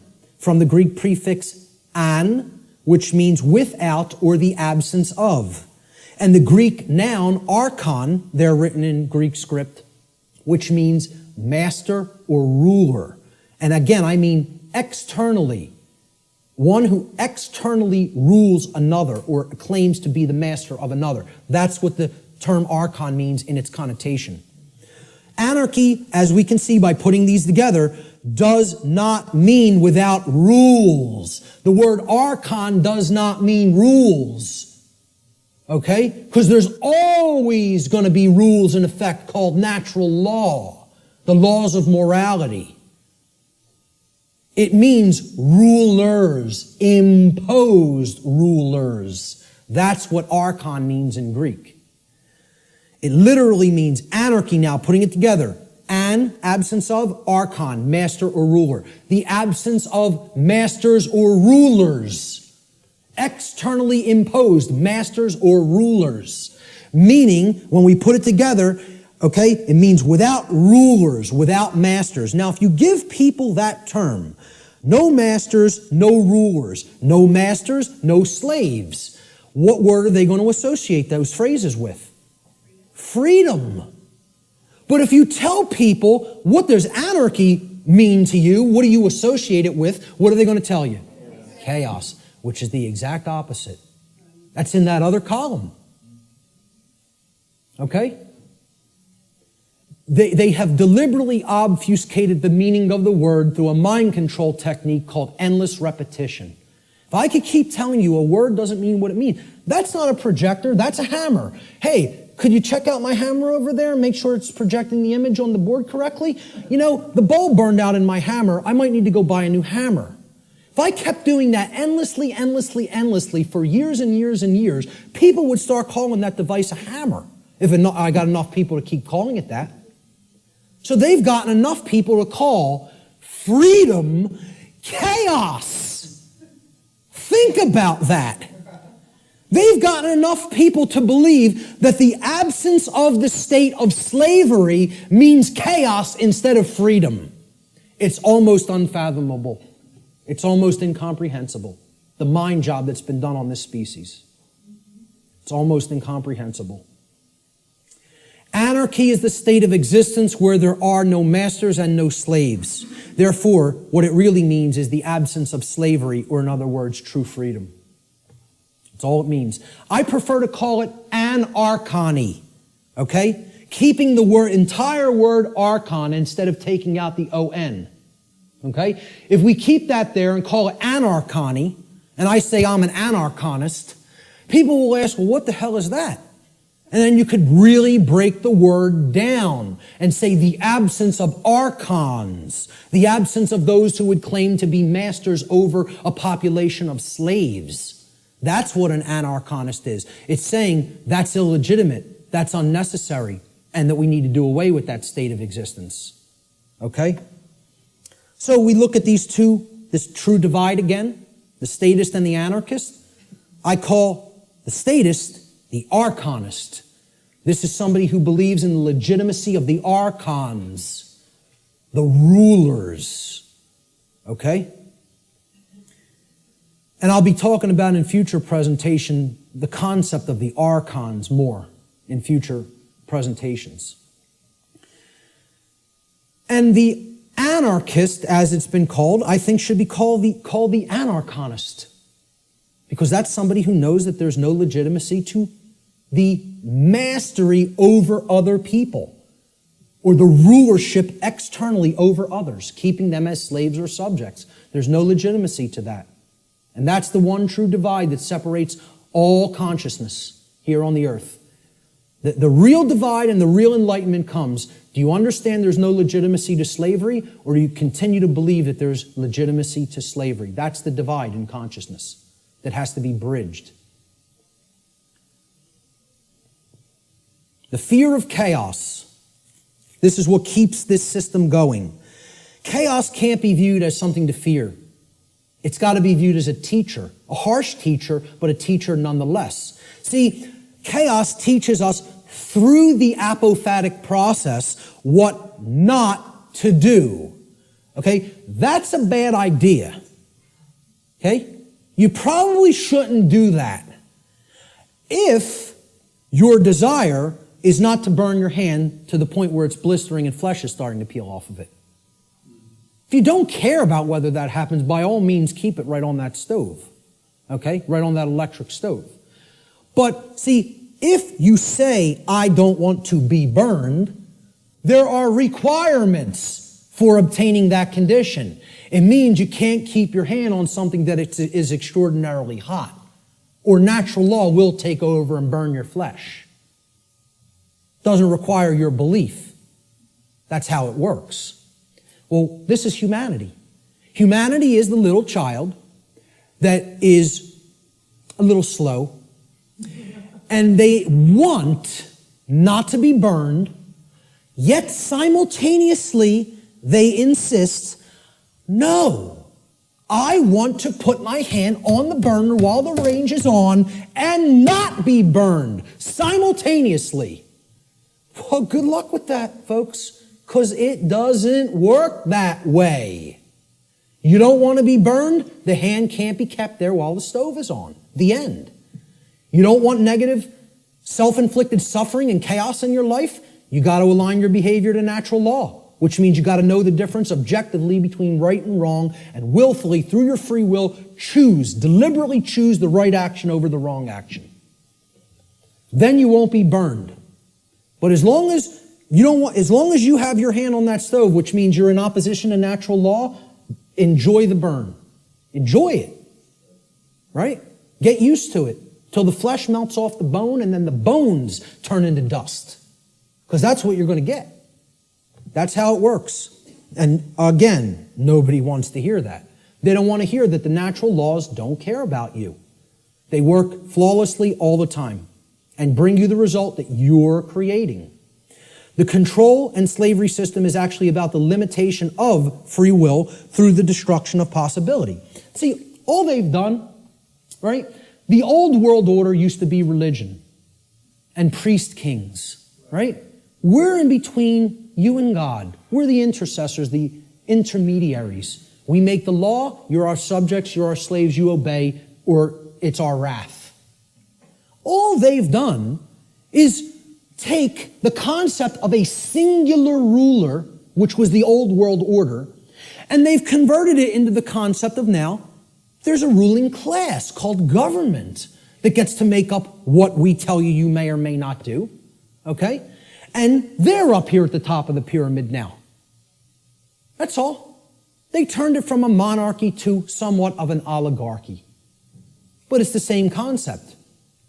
We're the moral masters that you have a moral obligation to obey, and you're the slave class, that has an obligation to obey our commands. That's it. Nothing changed. All they did is say, well, no, people don't no longer believe in the priest king, so we need to create an institution where this quote-unquote authority is seemingly diffused through many people. It's always been nonsense. It's always been mind control. It's not going to be anything else other than that until it goes away. True freedom includes infinite possibility because infinite possibility, by definition, includes the possibility for chaos. For real freedom to exist, we have to accept, hey, things might not go right all the time. We live in a physical domain, a physical world. Hey, there could be dangers. Nothing could ever be sanitized or made completely safe as far as physical world activities are concerned. There's always going to be the possibility something could happen, go wrong, somebody could get hurt, chaos could happen. Okay? If you live in that state of fear that that's going to happen, what is that? Is that high consciousness or low consciousness? It's low consciousness. Low consciousness can only create what? Chaos. The fear of chaos itself can only get you more chaos because it's based in fear. As we see, just keep referring to that expression chart. Go online. I have slides of it online. It's in videos I've done. Print it. Read it. Look at it. Print it and stick it up in your home. Understand how that chart works. Those expressions that I went over, those 10 expressions. The possibility, of chaos from manifesting, the possibility that it may manifest has to be embraced without fear if we're going to be truly free. It must be embraced. You have to say, I am going to allow for the possibility that chaos may occur. Because that's getting out of the consciousness of fear, which that's what will lead to freedom. Removing that fear. The fear of the possibility of chaos is actually equated to the fear of true freedom. When somebody says, I can't ever believe that a system with no masters could work out, I can't even envision how it could work out. What's that called? What's been deadened in that person? What have they lost? Imagination. There it is. That is actually the equivalent of the death of the imagination. Now, what is the imagination? The imagination is the powerful ability of the human mind to envision a different state or condition than the one which is already manifested in the present. So, imagination must first be present in the mind in order to create a different state of existence than the one currently being experienced. And this is because, according to the principle of mentalism, for any different state to manifest in the physical world, the plane of effects, it must first exist within the mind or the plane of causality. If the imagination is stifled or destroyed, and the destruction of the imagination is what I refer to as total mind control. You can't go into any more total mind controlled state as the imagination being dead. All right? If that happens, any positive change to our state of existence becomes completely impossible. And this is where many people are already at.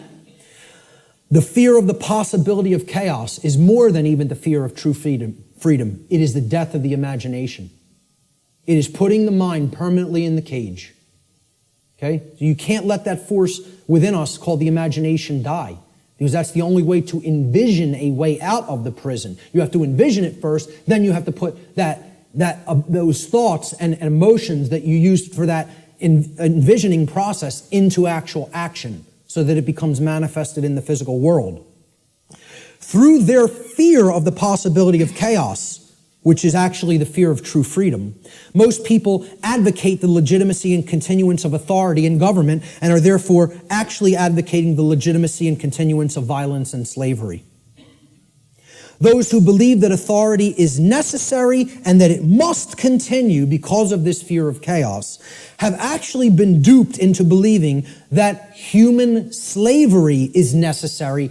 And get this, folks, human slavery must therefore continue in order to prevent chaos. Now imagine that. Imagine that. That's what statism is, though. That's what the religion called the belief in government or statism is. It is the belief that human slavery is necessary and must continue indefinitely in order to prevent chaos from manifesting. Now, tell me how that could possibly work. Can violence and slavery, which is actually what government is a euphemism for, statism and government are just euphemisms for violence and slavery. Okay? Can violence and slavery ever possibly prevent chaos? Why? What? Why can't it? Because they are chaos. Violence and slavery are chaos. We are already in the state of chaos. Being held under the threat of violence and duress, which is slavery, is the state of chaos. So forget about fearing chaos coming on. You're in it now. Surprise, surprise. Hate to break the news to you all. Okay? We're already in the state of chaos. We need to create real order by getting rid of violence and slavery. Order followers. These are the people who keep this system of slavery in place. Okay? They're the people who keep this system of slavery in place. Let me just say this again. Order followers are the people who keep the existence of slavery in place. Not the ruling class, not the masters, not the so-called elite, which aren't the elite of anything but the bottom of a trash can. Okay? The people who keep slavery in place are the people who willfully follow their orders. Nobody wants to hear that. And people will hate you for saying it. Following orders means, by definition, doing what you are told to do without judging for yourself whether or not that action that you are being ordered to carry out is actually right or wrong. That's the definition of following orders.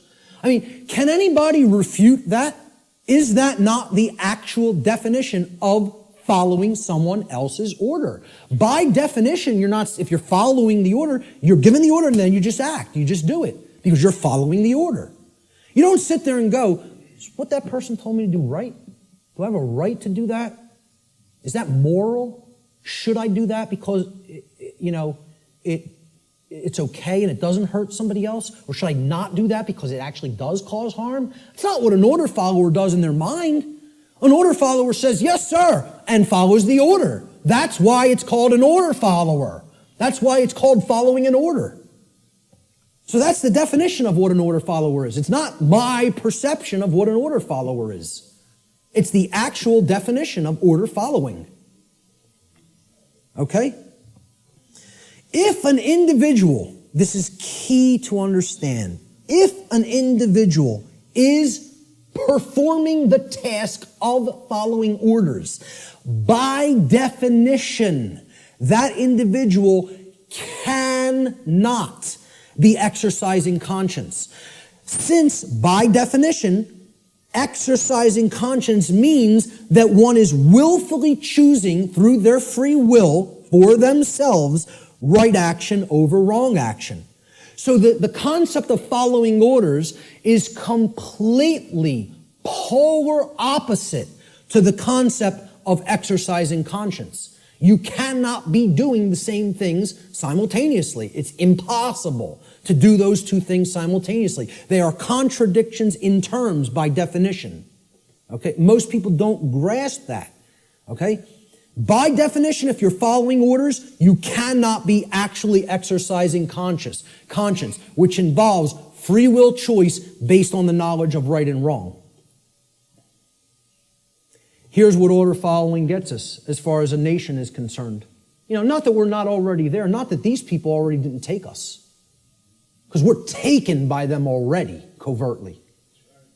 They took us through the school systems. They couldn't beat us militarily.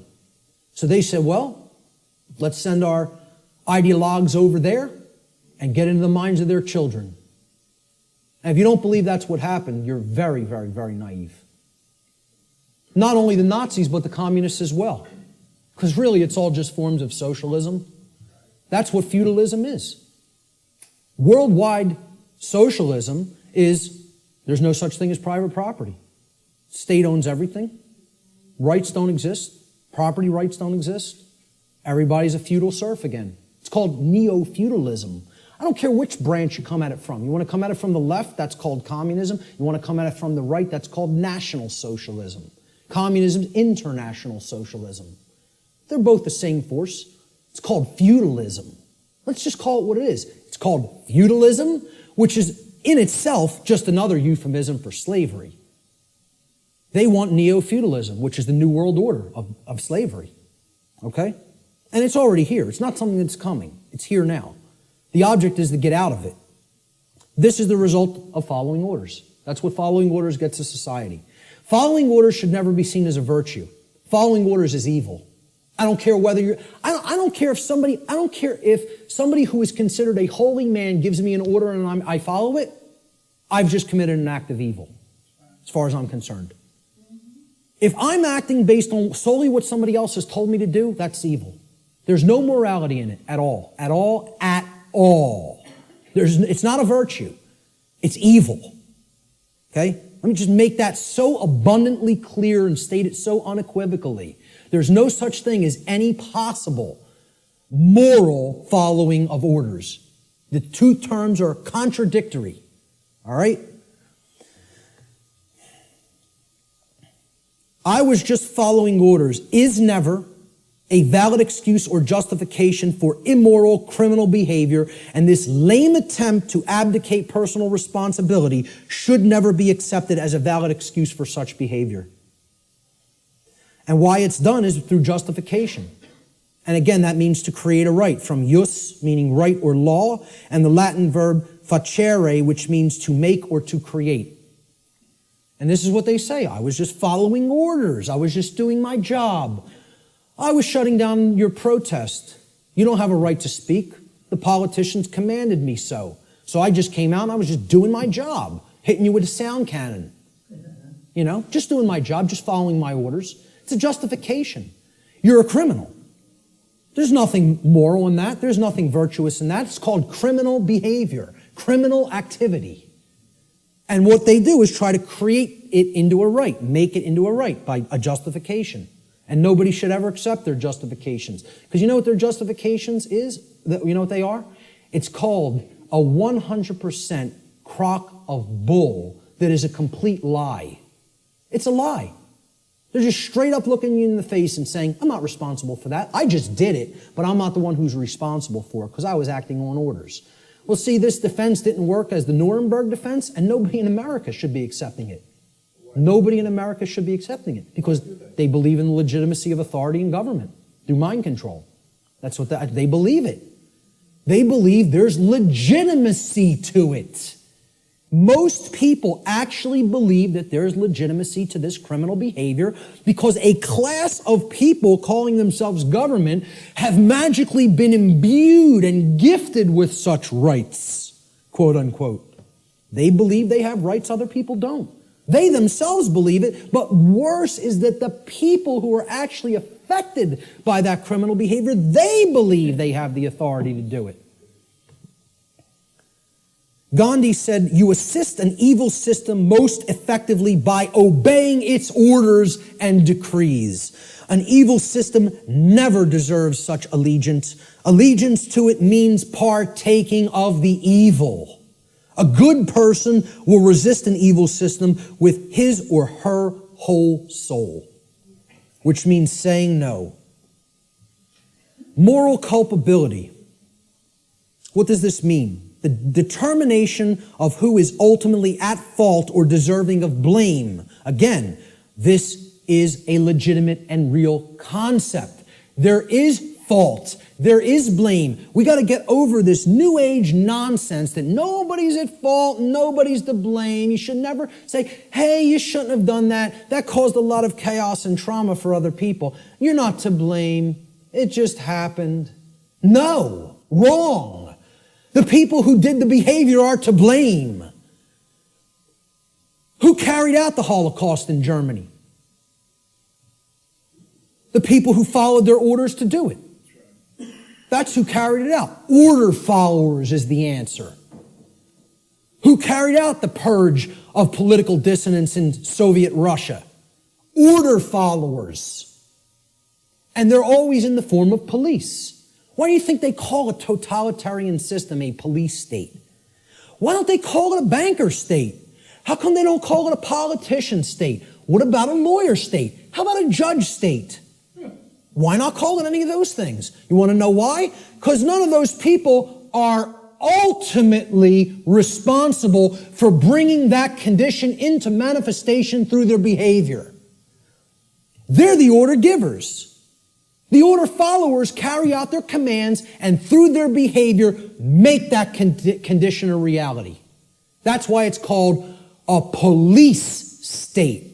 Because every police state that has ever existed has always been created by police who follow their orders because they don't want to take responsibility and think for themselves and know the difference between right and wrong for themselves like an adult. Instead, I want to be a child who obeys daddy because I have daddy issues. All right? And that's what it's really about, folks. We're going to get to that. There is such a thing as blame for the commission of actions which have resulted in harm or loss to others. This is what culpable means. It comes from the Latin culpa, meaning fault or blame. It means at fault or deserving of blame. Now, who's more morally culpable? The order giver or the order follower? And please recognize I've underlined and capitalized the term more. I'm not telling you the order givers are not morally culpable. They are. That's not the question. Are any of these people morally culpable is not my question. My question is, look at the full question. Who is more morally culpable? The order giver or the order follower? Always. Always. At all times and places. At all times and places. I put this meme up on Facebook, and I got some hate back for it. Okay? People don't want to hear this. Like I said, I'm not here to be popular, to make friends. I'm here to tell people what the truth actually is, and they have to accept it or reject it on their own. I made this meme and put it up on Facebook, and it had politicians on the left that said, my actions, underlined and capitalized, didn't cause that. And then there was some soldiers or Marines, whatever they are, order followers on the right side, and they're also saying the same statement. My actions didn't cause that. And then at the bottom, I just put this question. Oh, I'm sorry. Looks like, oh, I'm sorry. At the top, I put this question. Who is lying and who is telling the truth? So who's lying here? And if people can't see, I hope that they can see this horrific picture. This is the result of, bombings that took place in the Middle East around Iraq. And it's a father carrying his dead child in his arms. Okay? Maybe if bombs were raining down on our children, we might think differently about going in and waging imperialism on other nations. I don't know. Maybe we might think differently about it. Right? But when it happens to somebody else's child, that's okay. That's done in the name of freedom. Okay? Well, who caused this? Did they cause it? No, they didn't cause it. They are not the actual cause of this. Because you know what all they did? They signed some pieces of paper, wearing their expensive suits, okay? And they told these guys, they said, well, you're under our orders now. Go and bomb these people. And you know what these people did? Say, yes, sir, and go and drop the bombs. And fire off the ammunition. Okay? These are the people whose actions create things like this. Not these people. All they're doing is speaking into somebody else's ear. All they've done is speech. Speech, not actions. See, again, really look. My actions didn't cause that. Yes, it is. If these people are saying my actions didn't cause that, they're lying. Very, very, very painful and difficult thing for people to comprehend and accept.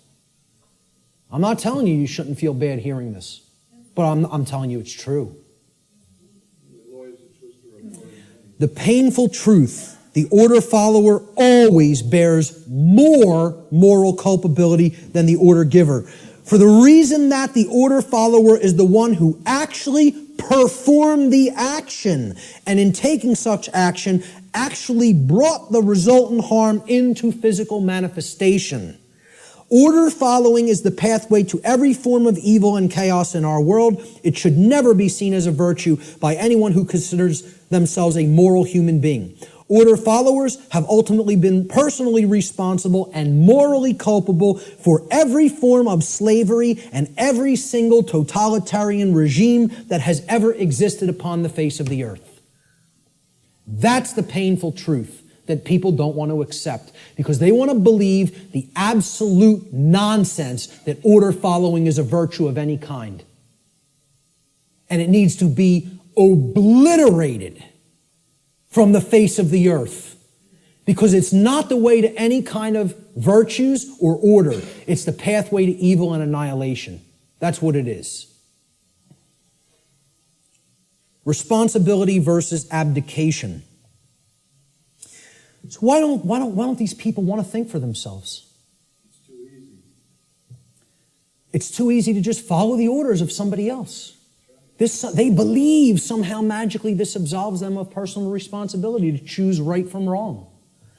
An individual's personal responsibility to choose right action over wrong action for themselves always belongs to that individual. And that responsibility can never be given to another person or passed along.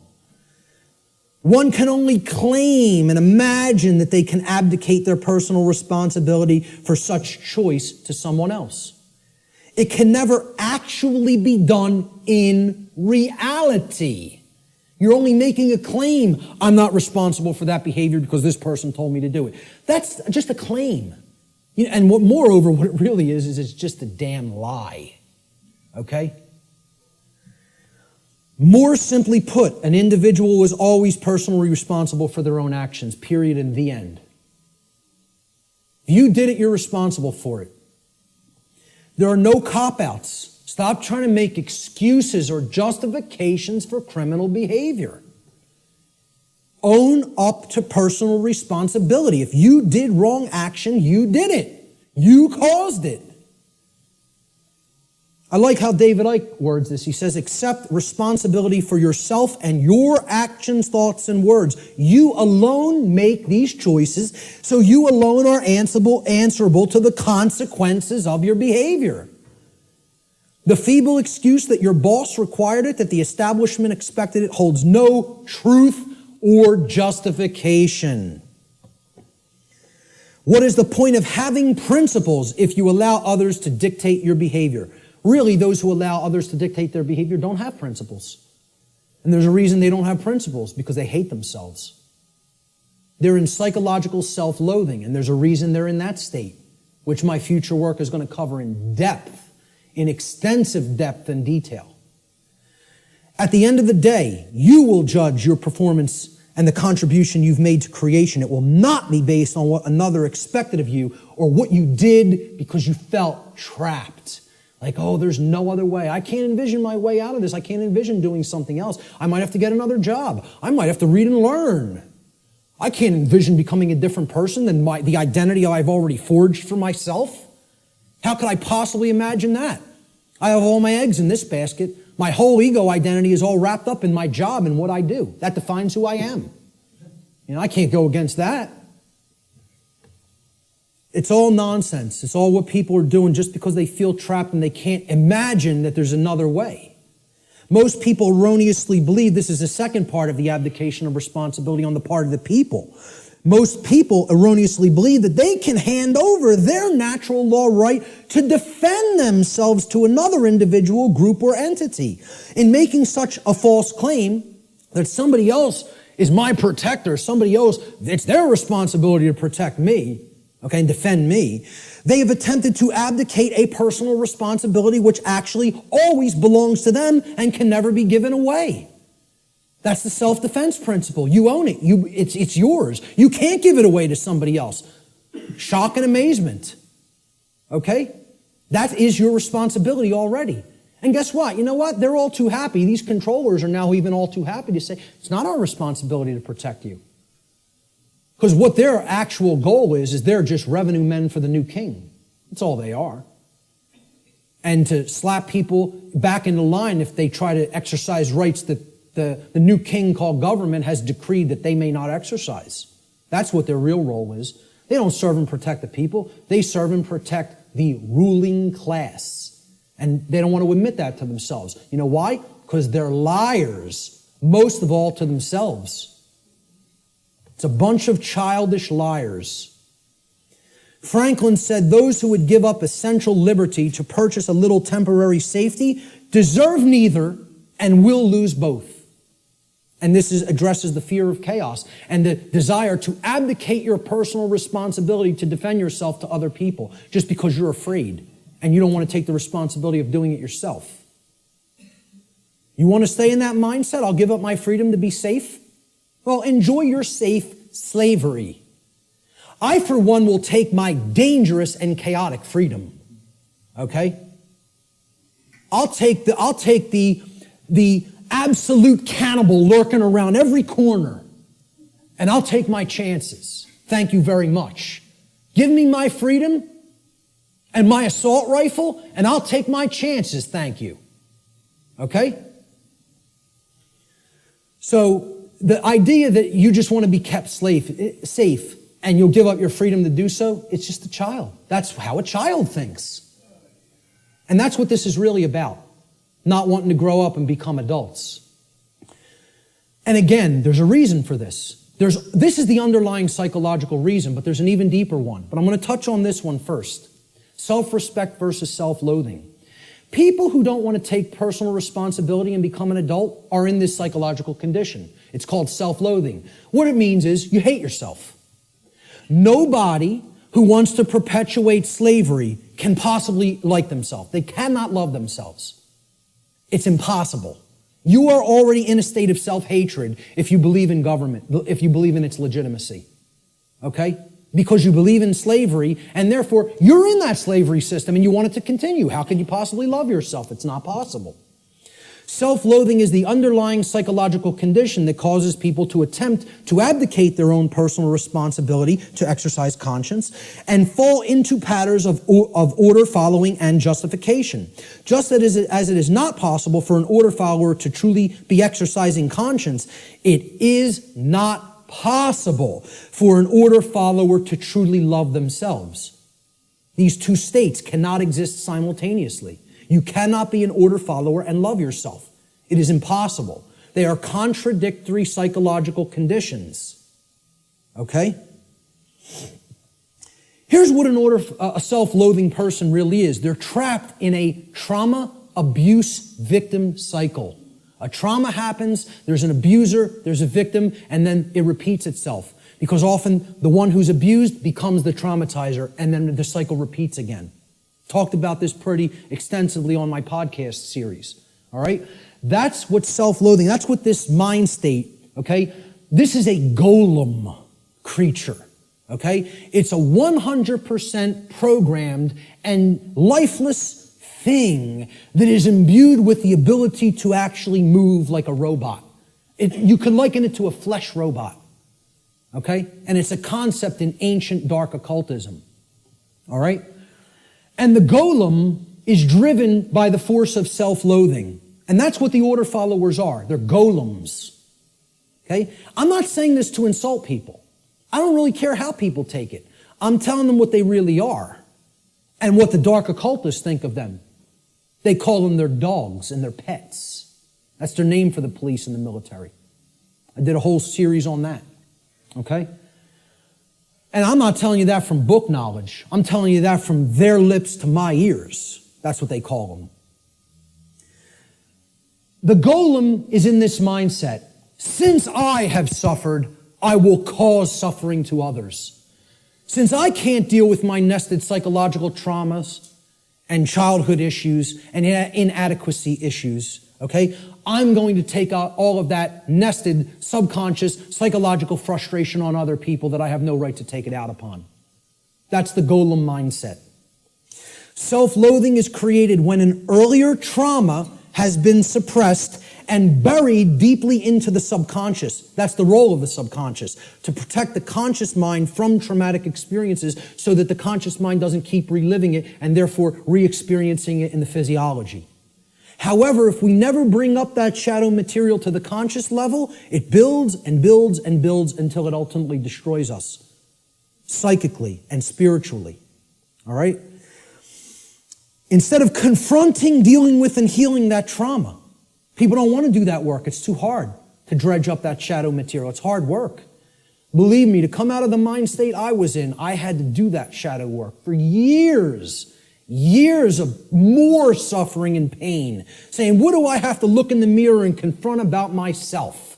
And then work to change and admit thousands and thousands and thousands and thousands of times, I was wrong. I was wrong. I was wrong. I don't know how many thousands of times I had to look in a mirror and say that to myself. Sometimes to a point where I was so depressed I couldn't get out of bed for days. I would just sit and lay in bed and play doom metal all day. Literally, endlessly, repetitively. And just sitting there in that condition of total self-loathing and total depression because of what I know I took part in.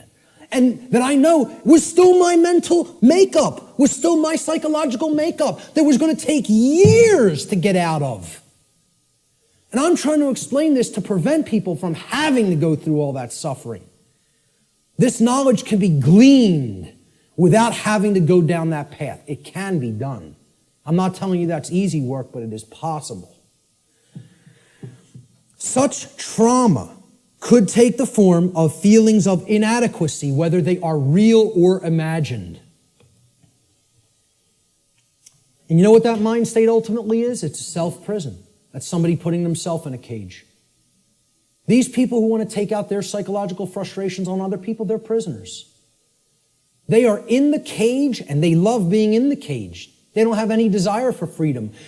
The only kind of person that would have no desire for real freedom is a person who's in the psychological state of self-loathing and hates themselves and does not love themselves. Now, what heals self-loathing? Self-respect. And we have to know what the word respect means. And this is about looking at yourself. Introspection. Respect comes from the Latin re, meaning again, and the Latin verb spectare, which means to look at. You put them together, to look at again, to take another look at. Well, what are you taking another look at? You're taking another look at yourself. That's what respect starts as. You can't give something to somebody that you don't have. If I don't have $10 in my pocket, I can't give it to you. If I don't have a coin in my pocket, I can't give it to somebody else. You got to have it first to give it. So nobody can give respect to anybody else unless they first developed it inwardly. Self-respect has to come first. And that's why these people don't respect anybody, order followers, most of all themselves. Until they do that work of self-introspection, they're not going to develop that self-respect. And I'm not telling you that's easy work. It's hard work that can take a lot of time. And it's dredging up shadow material that most people want to run away from. They don't want to confront that about themselves. Only self-respect can heal self-loathing and therefore help to put an order follower on the path to conscience. We need to take another look at ourselves. The lost word.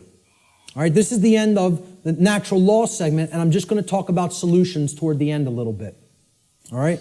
The lost word. It's a concept in esoteric Freemasonry, which represents a state of consciousness that has been largely, quote-unquote, lost to the majority of human beings. In order to speak the quote-unquote lost word, a human being must work upon themselves in order to achieve a state of equilibrium or balance between the left and right hemispheres of the brain.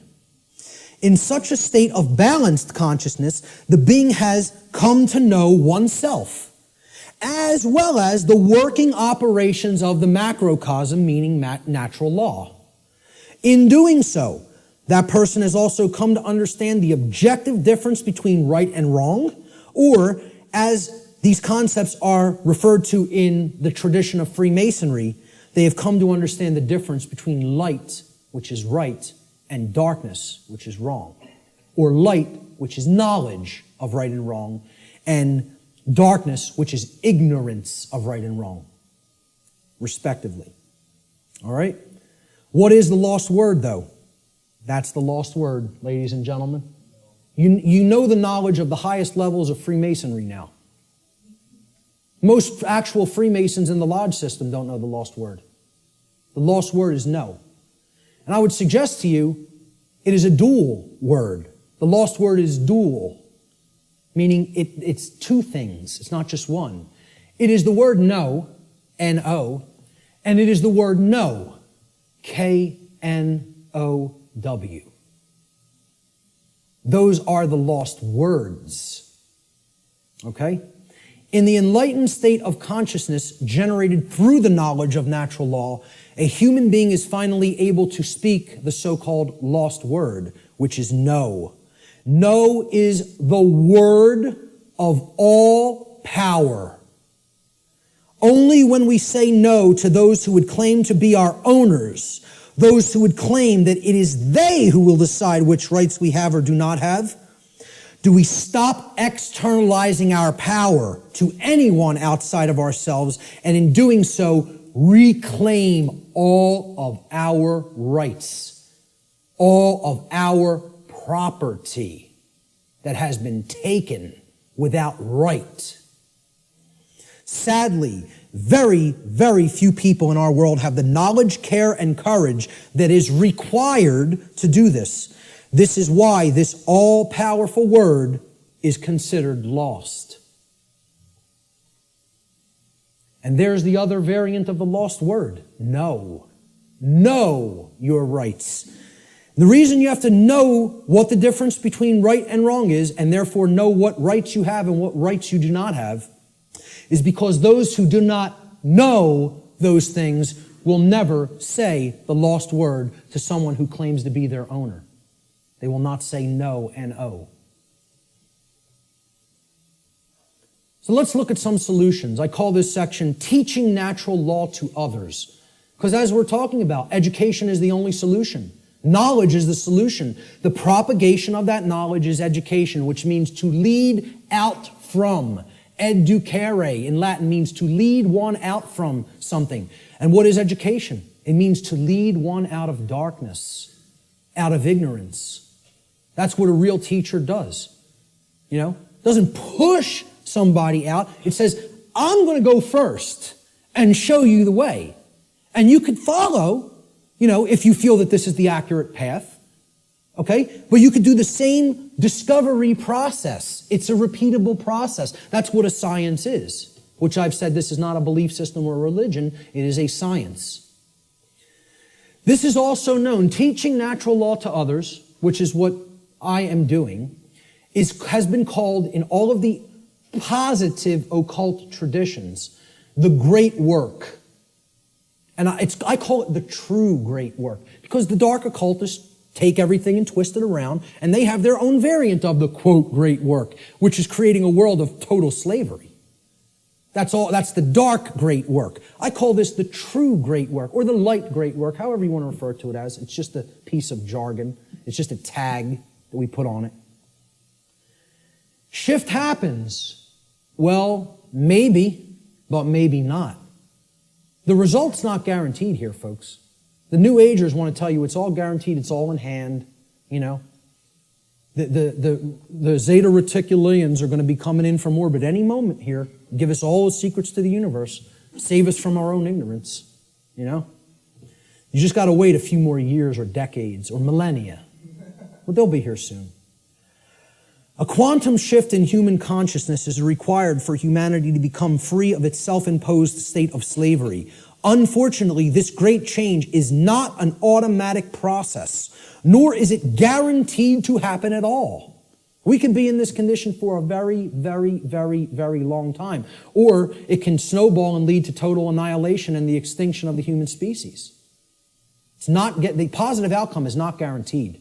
Anybody who thinks it is very naive and, you know, extraordinarily right-brained and overly positive. I'm not telling you the negative outcome is guaranteed either. I'm telling you it can go either way, depending on how consciousness goes.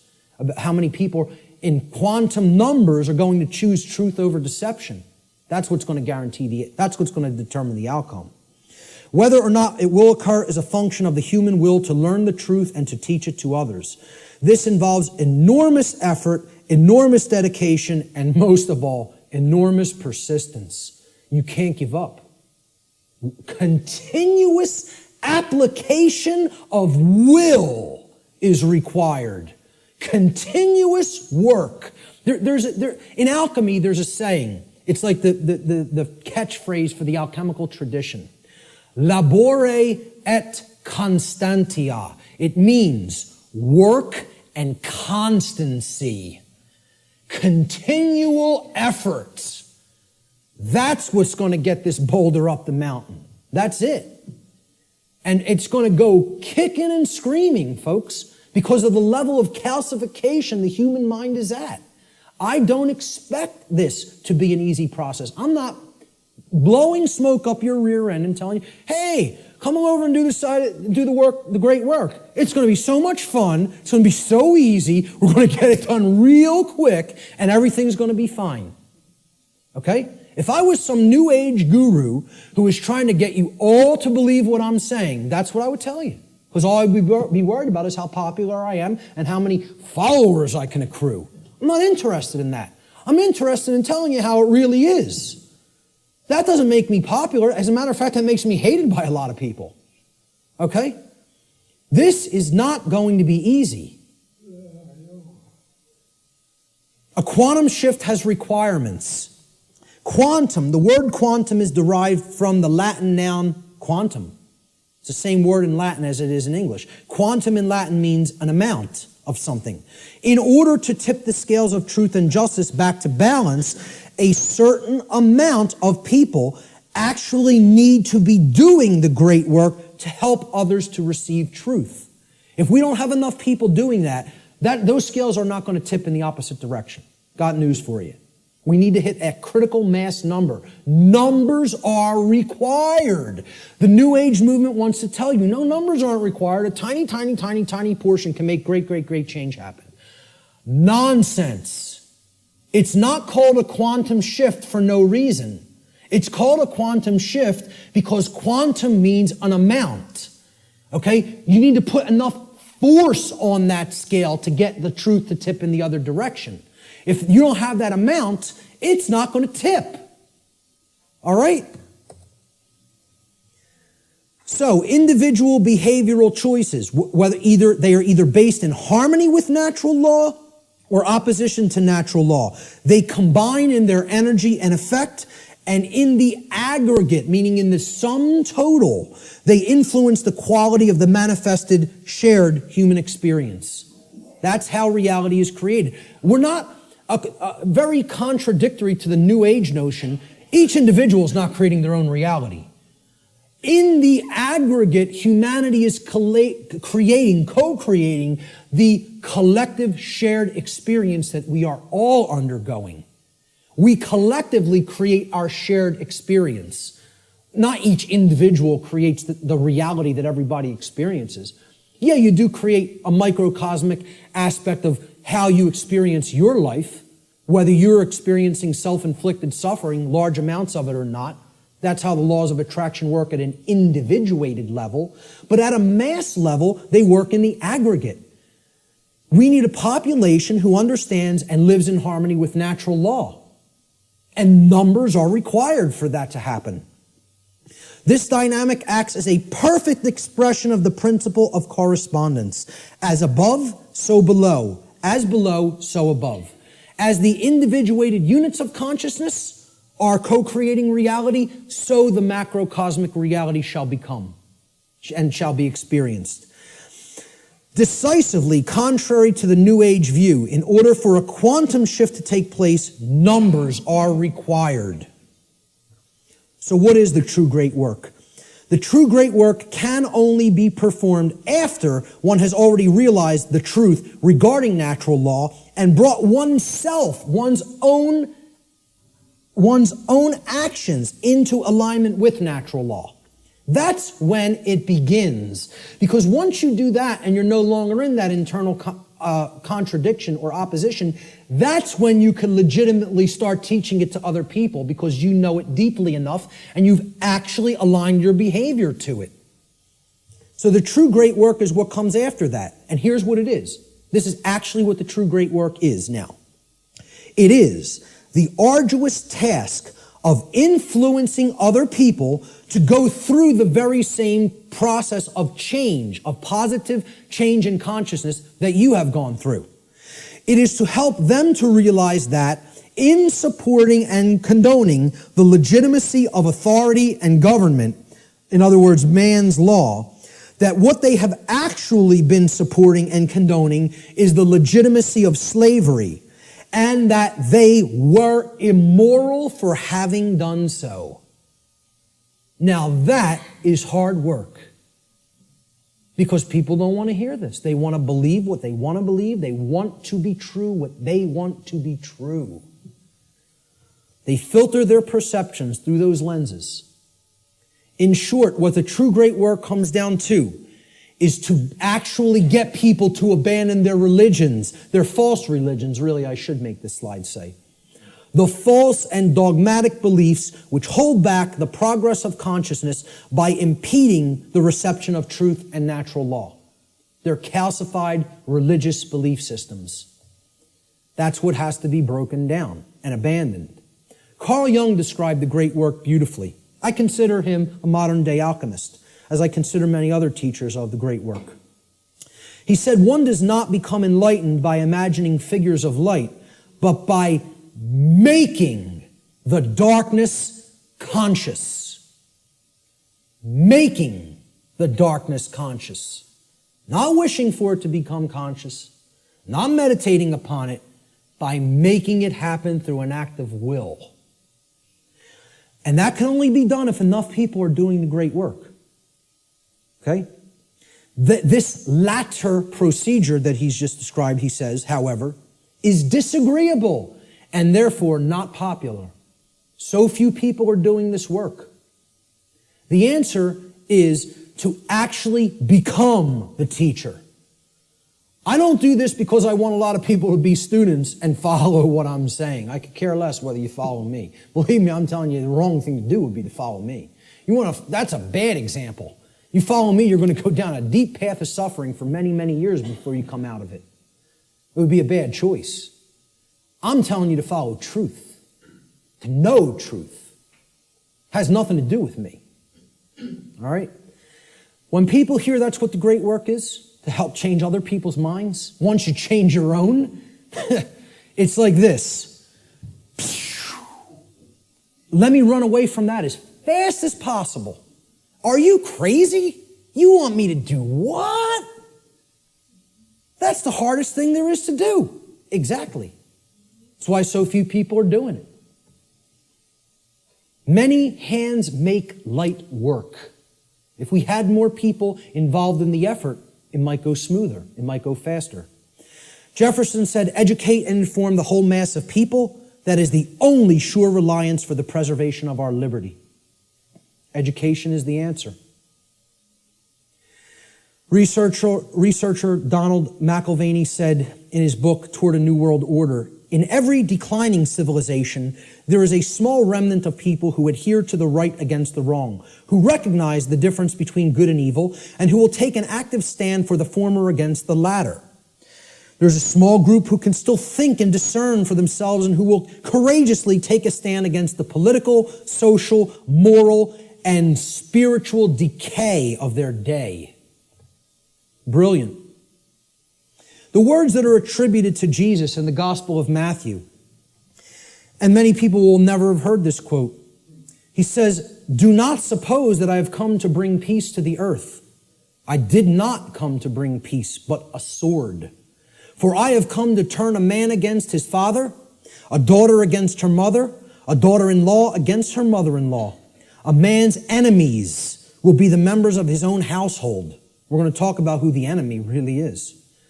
Anyone who loves his father or mother more than me is not worthy of me.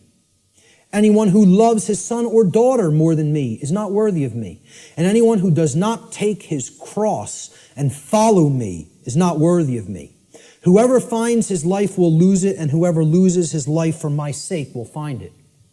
These are words attributed by Jesus, but what you want to put in place of Jesus is the word truth. The way, the truth, the light, knowledge of natural law, Christ consciousness, okay? He's telling you there are going to be people in your own family that aren't going to align themselves with right over wrong. They're going to continue to choose slavery. They're going to continue to advocate slavery.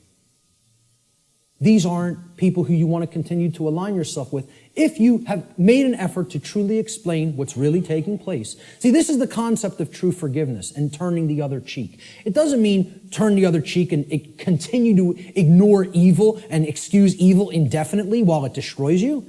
It means you have to give people who you're close with and you have an affinity with more chances than you would give just somebody who you don't know to learn the truth. It's like saying, because I really care about this person personally, I'm going to keep going back, and I'm going to keep hitting them with the truth. And eventually, if they come over to the side of truth and right, fine. But what he's saying here is eventually, this spiritual war is going to go hot, so to speak. And the people, even who are closest to us, if they don't align themselves with right, are the people who are ultimately continuing the evil in the world. They're the real spiritual enemy. What will this battle really be against, this spiritual war? Well, I say it will really actually be against inner demons that exist in the psyche of mankind. And these inner demons are egos that are hardened into what I've referred to as negative knowledge, emotional mind control, and the fear of true freedom. So negative knowledge is the concept that somebody already knows. They don't want to look at something because, hey, I already know what's really going on. Okay? It's the illusion of knowledge. The greatest enemy may not be ignorance, but rather the illusion of actual knowledge. And people don't have the truth. And not only don't they have the truth, so they're at zero there, right? They're at the 0 point there because they haven't really started looking into truth for themselves, but they're attached to all this stuff that isn't true. So that puts them in the negative. They got to do work to get back to zero of knowing nothing. That's why I call it negative knowledge. Got to do hard work to get back to a clean slate, to start taking in some good stuff. Many people are in that state, and the people who are in that state largely are the overly intellectual, the super left-brained, the left-brain prison, folks. Emotional mind control is the second inner demon. I encounter this all the time through people with my work, because many people don't have the thick skin to listen to somebody like me, and that's okay. That's all right. Again, what Art talked about is that in the ancient traditions, they talked about reserve the meat for the strong men and furnish the milk for the babies. All right? I'm not here to convert the babies. I don't have the patience for that. I don't have the energy for that. What I'm trying to do is get the other teachers ready who might have the energy and patience for that. Because that's not me. And I'm being 100% perfectly honest with you that that's not me. I'm not here to do that. Okay? I'm hoping to bring some other people that are most of the way there, all the way there, so they can start doing that on a wider scale. They're going to be the people who are going to work with people like that, not me. I'm just being honest with you about it. Emotional mind control comes in a couple of forms. Well, if this is unpleasant, the New Age variant is this right here. If it's unpleasant, I don't want to hear it, I don't want to see it, and I certainly won't want to tell others about it. See no evil, hear no evil, speak no evil. I'll just ignore it and it'll go away on its own. Well, what happens when you do that with any kind of a sickness or a problem? Does it get better? It gets worse. The second form of emotional mind control is people have a problem hearing truth because they don't like or prefer the way it's delivered. I'm not going to stop delivering truth the way I deliver it. This is my style. I like my style, personally. I don't think I have a problem at all in the way I present. I listen back to my presentations and I don't, totally pat myself on the back, but I say, I did a damn good job there. I'm proud of how I did, personally. Okay? I'm making an honest assessment about how I present. And again, I realize my presentation style is mostly for the thick-skinned. It's not for the people with super delicate sensibilities. So be it. That's not really who I'm trying to reach. I'm trying to do vertical integration, not horizontal integration. Build up the community of people who really get it, and they can start propagating it to the masses. This concept is about, the attractive newscaster on the nightly news. She can whisper sweet nothings in your ear all night with the blue frequencies behind her, okay, and say, 2 + 2 = 5. 2 + 2 = 5. And she's going to get a lot of people to believe that nonsense, right? But the person who's actually telling you the truth, that you might not like the sound of his voice, you might not like the harshness that he comes to you with the truth with, he might be screaming through a bullhorn and saying, hey, you're in danger. You are actively in danger. There is an imperative here, okay? There is a time consideration here. You don't have all the time in the world to correct this. All right? People say, well, I don't like the way he said that. That comes off as negative to me. I think he's fear-mongering or making a bigger deal out of this than it is. They're not interested in the content, the actual information. They're saying, the way that was said offended me. I don't prefer the sound of his voice or the tone he just took.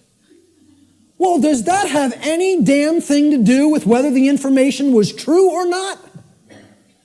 The people who are in this mind state are under emotional mind control. They believe you can determine the veracity of informational content based upon how it makes you feel. And this is a logical fallacy. That cannot be done. You cannot think with the emotions. And I'm not telling you to disregard the emotions. They're unbelievably important. They are our compass for morality in our lives. They're the compass through which we should set the direction of our behavior. But you can't come to determine and analyze and break down what's true or not and make a filtering system based on just how the information made you feel when you heard it. Okay? You have to actually think with the mind, with both hemispheres of the brain, with true intelligence to come to filter and determine what's true. Okay? No matter how much anybody wants to, give you that soft, sweet, pleasant, emotional voice, okay? That person's still lying to you. And no matter how much the person who comes with an abrasive, harsh, nasty, or scratchy voice might keep telling you 2 + 2 = 4, and you don't personally like their tone, guess what, folks? It still equals 4 at all times and places. That's the truth.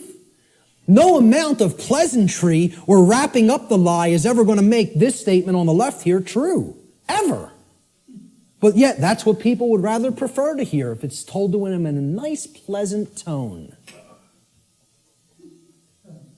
Truth is belligerent, as I said at the beginning of the presentation.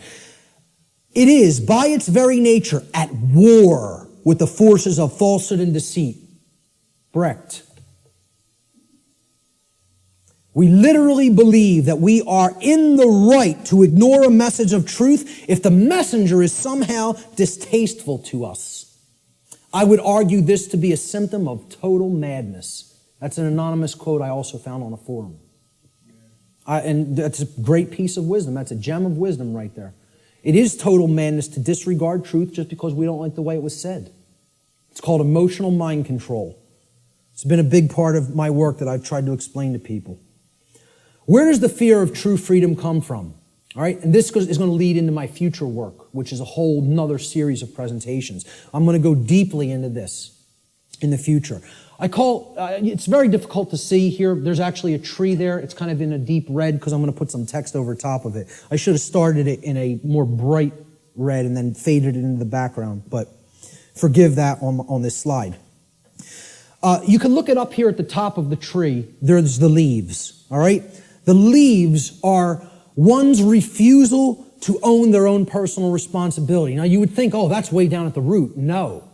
That's the symptom that's manifesting up at the top of the tree. That's actually the leaves on the tree, the leaves and the twigs, right? Then we get down to the big branches and the trunk of the tree. We're getting closer to the heart of the real psychological issues that are at work driving the negative aspect of the problem, all right?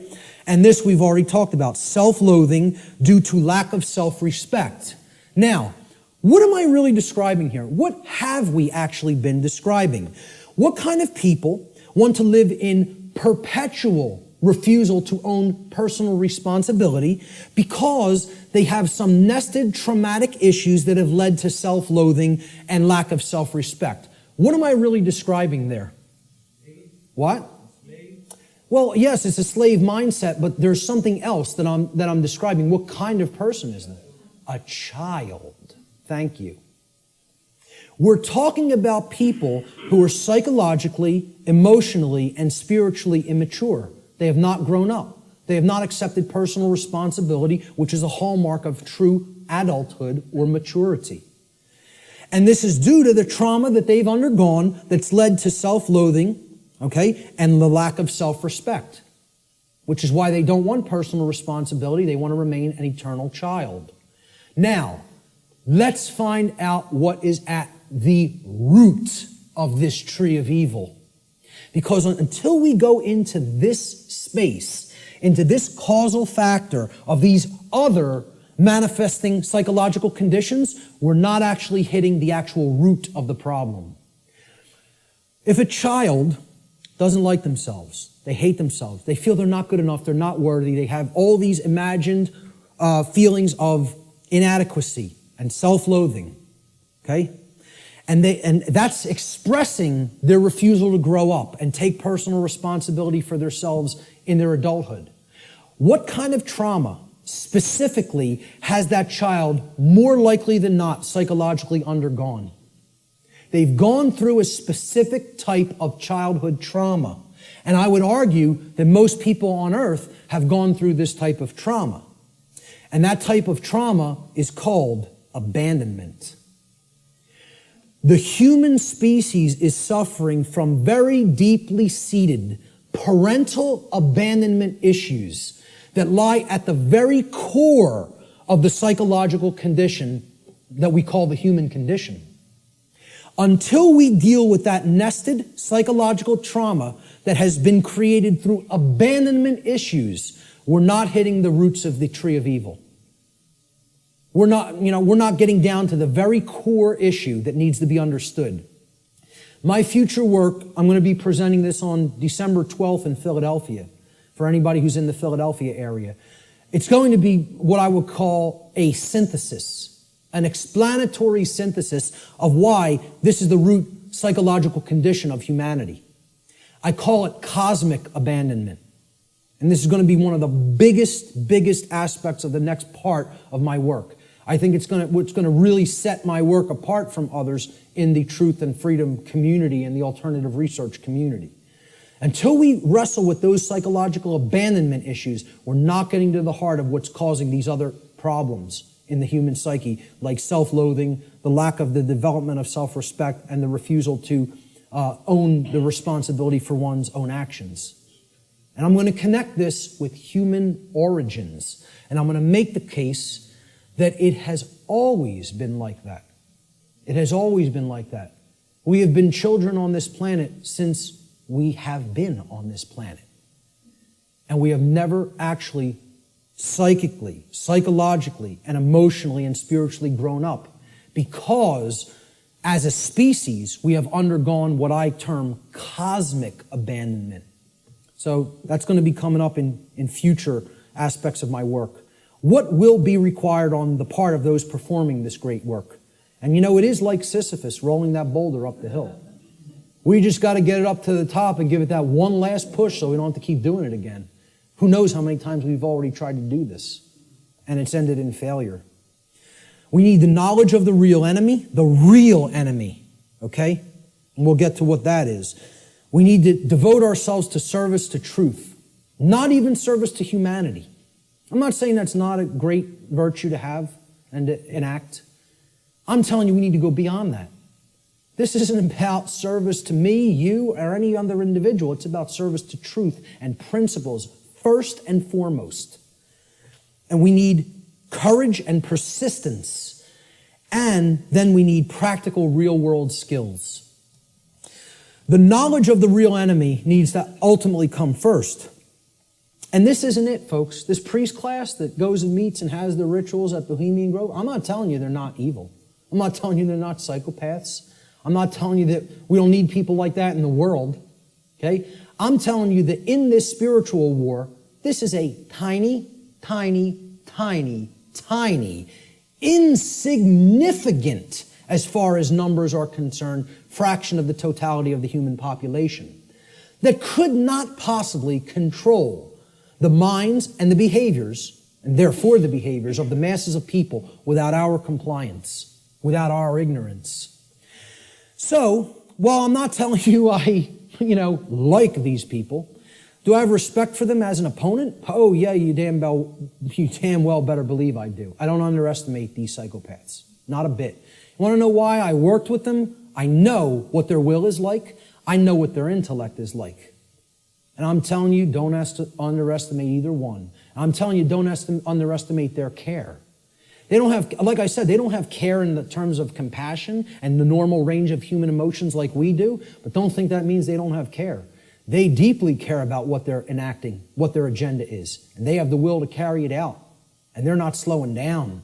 They're unified. They're on a unified front. They're on the same page. Believe it. Know it. I'm not telling you that from, like I said, reading about it or book knowledge. I've been around these psychopaths. Haven't specifically been to this psychopathic gathering, but I've been around them enough. That's not the real enemy, that is. The sleeping masses, hypnotized masses, they're your enemy. See, people will say, the Illuminati enslaves humanity. No, it doesn't. Humanity enslaves the real Illuminati. You think about that for a little bit. You know? Do those psychopaths in the last slide really enslave us? And first of all, people who call them the Illuminati, there's no such thing. Illuminati means that you're enlightened, the illuminated ones. You want to know who's the enlightened ones? They're in this room. We're the Illuminati. The people who know what I'm talking about here are the Illuminati. They're the illuminated ones. They're the ones with the light. They're the ones with the real knowledge. Okay? They want to refer to themselves as the enlightened ones. Well, they might have the dark sun, but they don't have the true sun. You know? They're imbued with the black sun. That means it's all intellectual knowledge, and then you're applying it for the totally immoral, wrong reasons, which is to control and manipulate other people. There's nothing illuminated about that. So, the real Illuminati, they're not the enslavers of humanity. The dark Illuminati are not the enslavers of humanity either. Humanity enslaves itself, and they're enslaving the true Illuminati, the teachers who are actually living under the conditions of slavery because they're here with the ignorant people. That's who's being enslaved by humanity. Humanity are the enslavers. And this is another thing that's highly unpopular. People don't want to hear it. They want to think we're powerless victims. There's no choice involved here. This is something that's just being done to us. Okay? And I'm here to tell you, free will is always in existence. And it's a matter of changing one's thoughts and therefore changing one's choices. And that's our own personal responsibility that can never be given away or shirked or shunned. You are always responsible for what we're doing. Service to truth is required. Truth itself is eternal, can never be destroyed. But you know what? Humanity can be destroyed. We can be destroyed when we refuse to act in service to truth as her defenders. People say, oh, truth doesn't need to be defended. Nonsense. Truth needs to be defended at all times and places because the attack on it is never-ending and non-stop, continuous. And if we don't come to her defense, you know what happens? The voice of untruth and deception and evil and mind control rules the day. And the voice of truth doesn't get heard because the truth itself doesn't have a physical voice in the physical domain. You know, we have to be its mediums and we have to be its voice. It's possible for us to co-create a positive outcome in this scenario, but this can only be accomplished if we care enough to learn the truth ourselves, and then we develop the courage to continuously speak it to other people until our voice of truth becomes a non-stop chorus like the voice of lies and deception and mind control has been for millennia on this planet. Courage is required. Samuel Adams encapsulated this brilliantly. He said, the liberties of our countries are worth defending at all hazards. It is our duty to defend them against all attacks. It will bring a mark of everlasting infamy on the present generation if we should suffer them to be wrested from us by violence without any struggle, or to be cheated out of them by the artifices of designing men. If you love wealth greater than liberty, if you love the tranquility of servitude greater than the animating contest for freedom, then go home from us in peace. We seek not your counsel nor your arms. Crouch down and lick the hand that feeds you. May your chains set lightly upon you, and may posterity forget that you were ever our countrymen. Now that's about as powerful as it gets as far as I'm concerned. Because he's telling you if your allegiance isn't to the truth and freedom, I don't want to know you. I don't want to know you. And we hope history forgets that you ever were with us at this time and place in history. And because you deserve to be forgotten. That's what he's saying here. You know, I couldn't agree more. Persistence is required. Constant effort. We are the actual vehicles by which truth operates in the world. Therefore, it is our shared responsibility at this time to help to awaken others by continuously speaking the truth, even if we feel burdened by this task, even if we feel no one is listening, and even if it makes all involved in this process feel uncomfortable. It's not about feeling comfort, folks. It's not about staying complacent. It's about shaking things up, making people feel uncomfortable. Who ever told anybody that the truth would make you all warm and fuzzy inside? Who ever told anybody that? Why do people want to believe that? Whoever said that that was the case? The truth is horrible and yet needs to be embraced as a lover. Okay? With dedication to it, even in its full horror. Thomas Paine, who I feel was the most enlightened person on the continent at the time of the American Revolution, personally, he's one of my personal heroes, and walked in the vicinity where I walk sometimes now. He said, "These are the times that try men's souls. The summer soldier and the sunshine patriot will, in this crisis, shrink from the service of his country. But he that stands it now deserves the love and thanks of man and woman. Tyranny, like hell, is not easily conquered. Yet we have this consolation with us, that the harder the conflict, the more glorious the triumph." I think he was one of the true anarchists that was living amongst us in the colonial days. Words attributed to the Buddha, Siddhartha Gautama. He said, "There are only two mistakes that one can ever make on the path to truth: not starting and not going all the way." All the way. I wrap up a lot of my podcasts with this quote because I love it so much.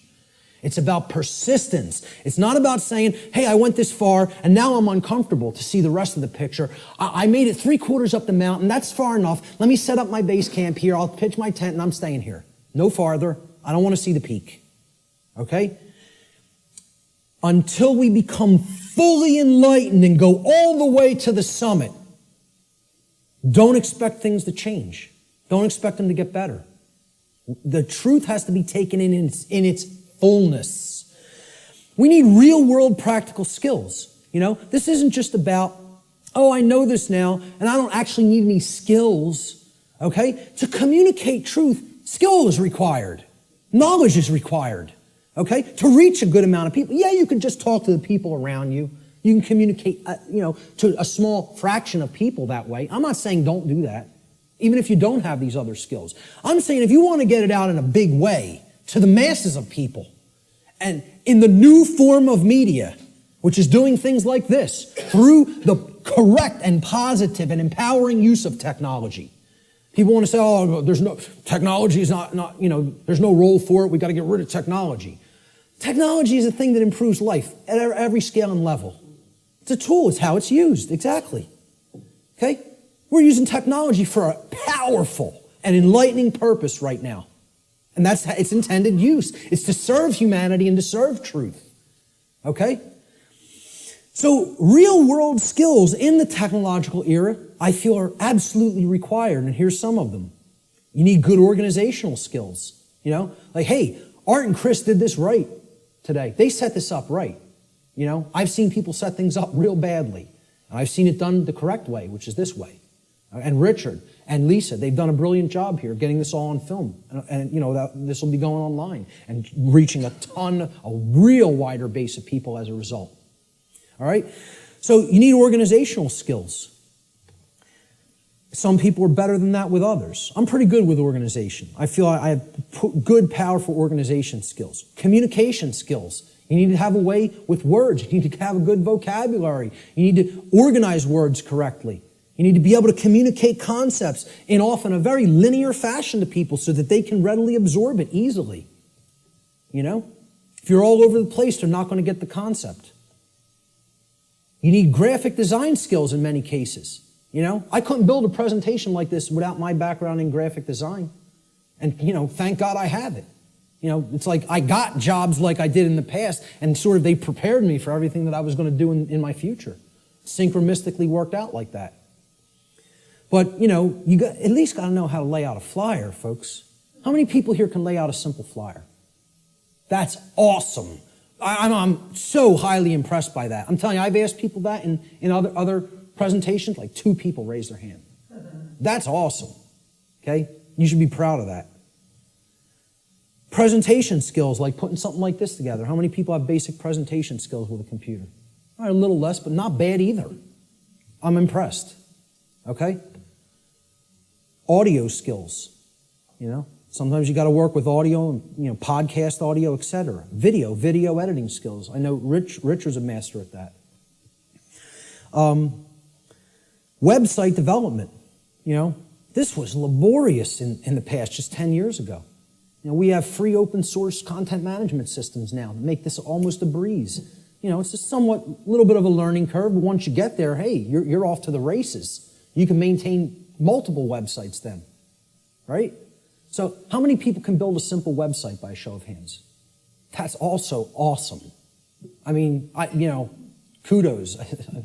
Whoever hates that word, whatever. But I'm telling you, that's impressive.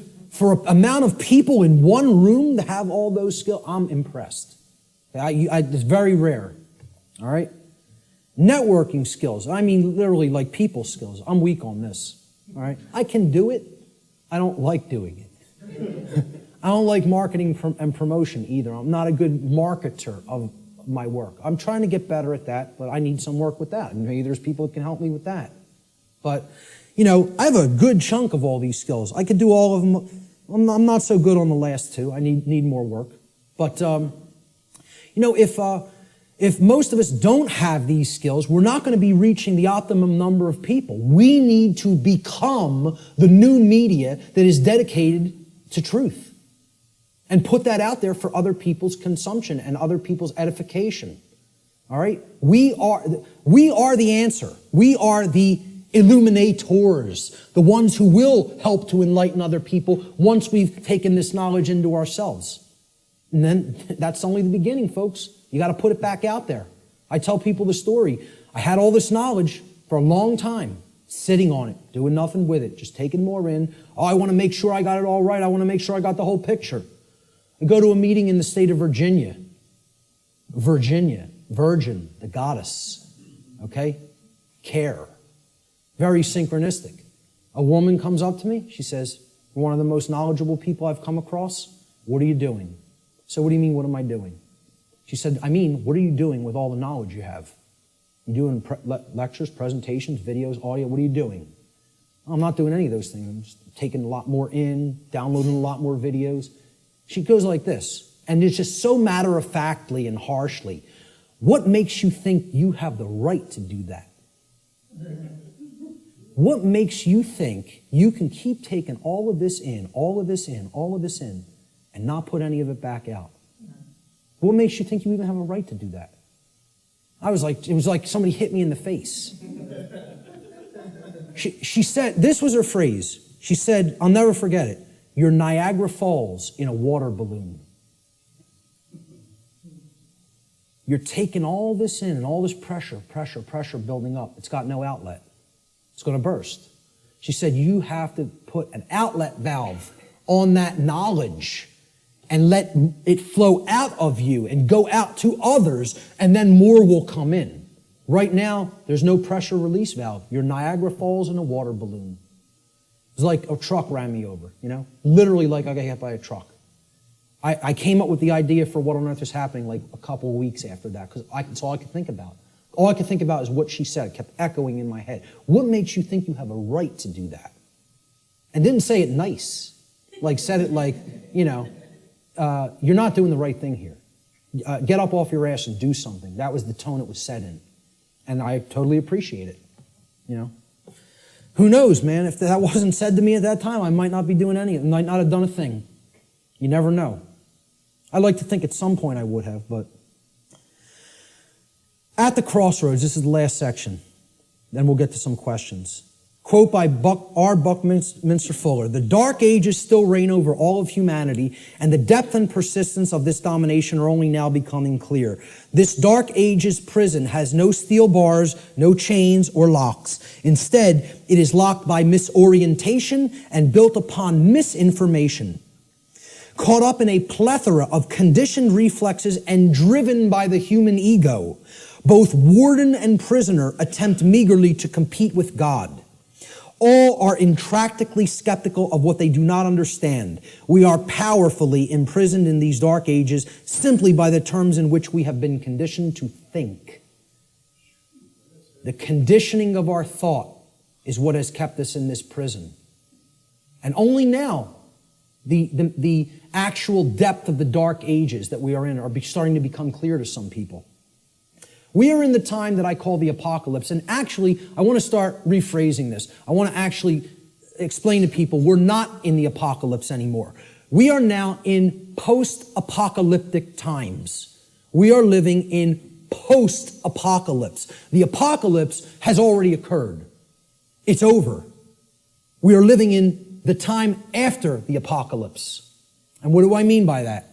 Well, we got to look at the meaning of the word. Okay? From the Greek prefix, apo, which means away from, off of, or removed from. And then the Greek verb kaliptine, which means to cover or to conceal or to hide. So, apocalypse means literally to take the cover off of, to remove the veil from, or to take something out of hiding. Well, ladies and gentlemen, another big surprise. The veil has already been lifted. The truth is already out there. It's out. The truth about what's going on here and has been going on here on the earth is out. It has been de-occulted. And not just by me, by many, many other researchers. Okay?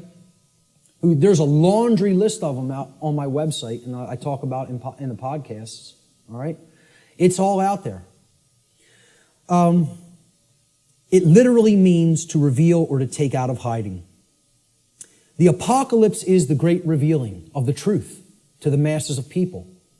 Or it is what I simply refer to as the process of de-occulting the truth, removing it from being hidden. What humanity needs to do is make what I call the cosmic apology. And I'll get to what that means. See these words right here? I was wrong. That's the most powerful phrase that can ever be said by a human being. The second most powerful phrase I would acknowledge is I love you. But this is more powerful than even that. Because this is about internal change. Not just a dynamic or an interaction or a relationship with another. This is about an internal metamorphosis. When you say these words, this is the phrase of all power. No is the word of all power by which we reclaim our power. But this is the phrase of power. All right? Okay. The word apology comes from Greek. Apo, meaning away from, off of, or removed from, as we've just seen. And the Greek noun logos. Logos means word. Okay? So hence, an apology, it literally means to go away from the word. Or to give back the word. Okay? You are taking it back. So if I make an apology, I said something, I didn't really mean it, or I want to retract it. An apology means, let me take back what I just said.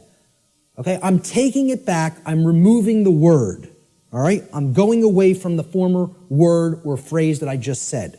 That's an apology in the standard colloquial English understanding sense. All right?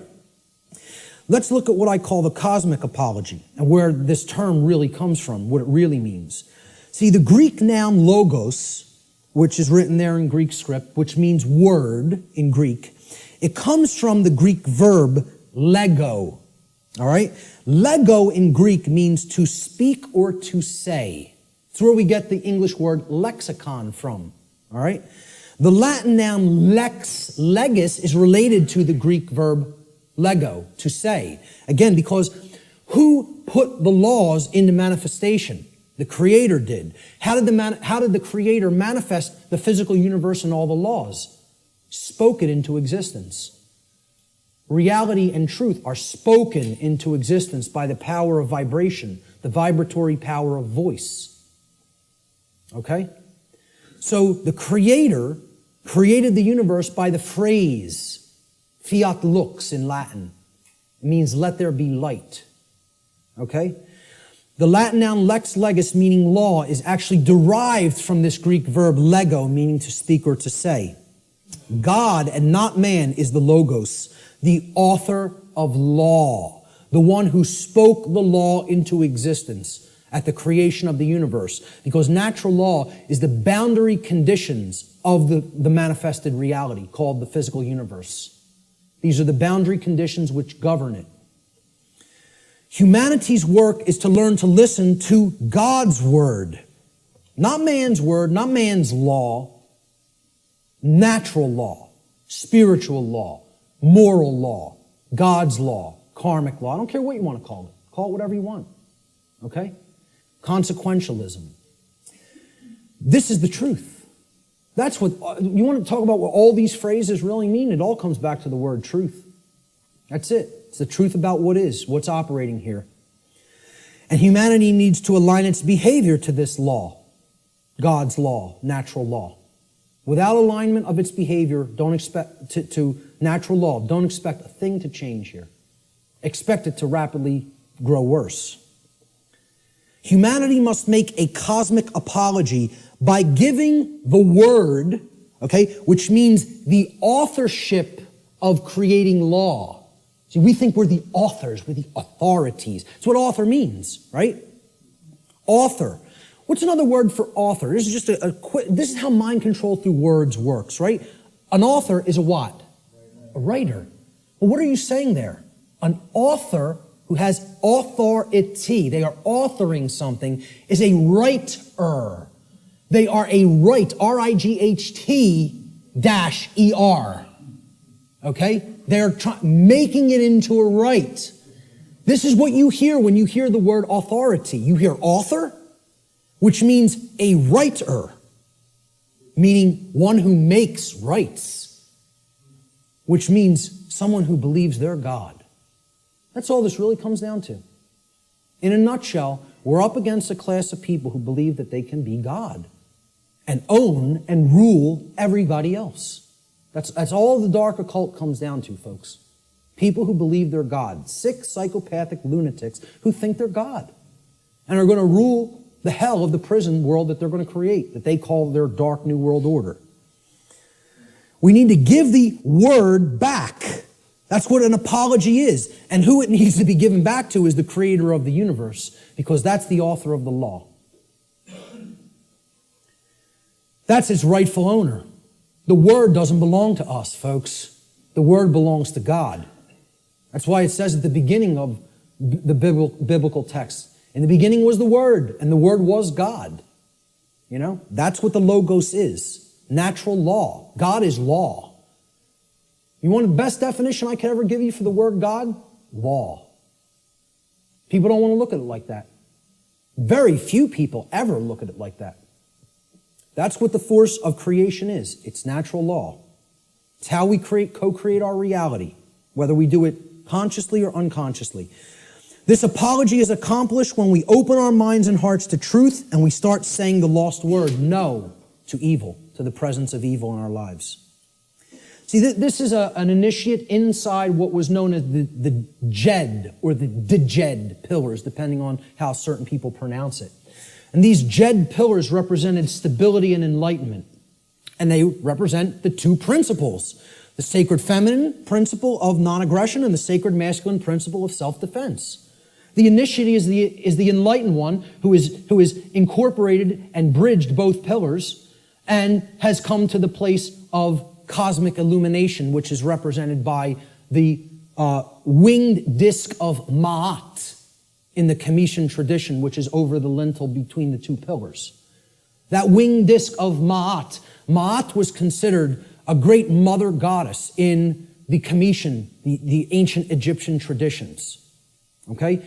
She was the force. She was a personified deity. You know, the ancient Comitians didn't actually worship a physical woman. It's not what this was. It was the personification of truth and justice and order and natural law that was encapsulated as the sacred feminine essence. And she was above all the other deities in the pantheon of Egyptian deities, of Comitian deities. Ma'at, there was no god or goddess higher. And how they looked at alignment with Ma'at is if you wanted to have order and you wanted to avoid chaos, you learned the teachings of Ma'at, because she was the goddess of justice, and she was the goddess of righteousness. She was the goddess that brought order if you aligned yourself to her teachings, and her teachings were natural law. So that's what this is here. This is saying we need to take away the word. It's not saying remain silent and don't use your voice. It's not what it's ever been saying. This is a symbolic allegory for the apology. All right? You know what else the G in the middle of the compasses and square is? Apollo G. The sun, the light, the generative principle. Okay? We need to make the Apollo G. All right? That's what the G in the middle of the compasses and square in allegory also represents, because one of the big deities, the Greek deities that is often kind of exemplified in the Freemasonic tradition is Apollo. He was a sun god, and he was a corollary to Horus in the Egyptian tradition, and Jesus in the Christian tradition, and Mithra in the Persian tradition, and many other sun gods that represented truth and light. All right? So that's the middle way, the middle pillar. That's what the initiate represents. I started this presentation with the slide before we begin. Now we have begun. And it's up to you to take it further. What you'll do with this knowledge is entirely up to you. See, this is a painting by Alex Gray that shows the worldview schism. Are we going to stay embedded in the left brain and in other forms of imbalance, and we're going to create the negative worldview, right? Or are we going to live in harmony with natural law, which can create this path when we incorporate the creative and nurturing and sacred feminine aspect of our beings?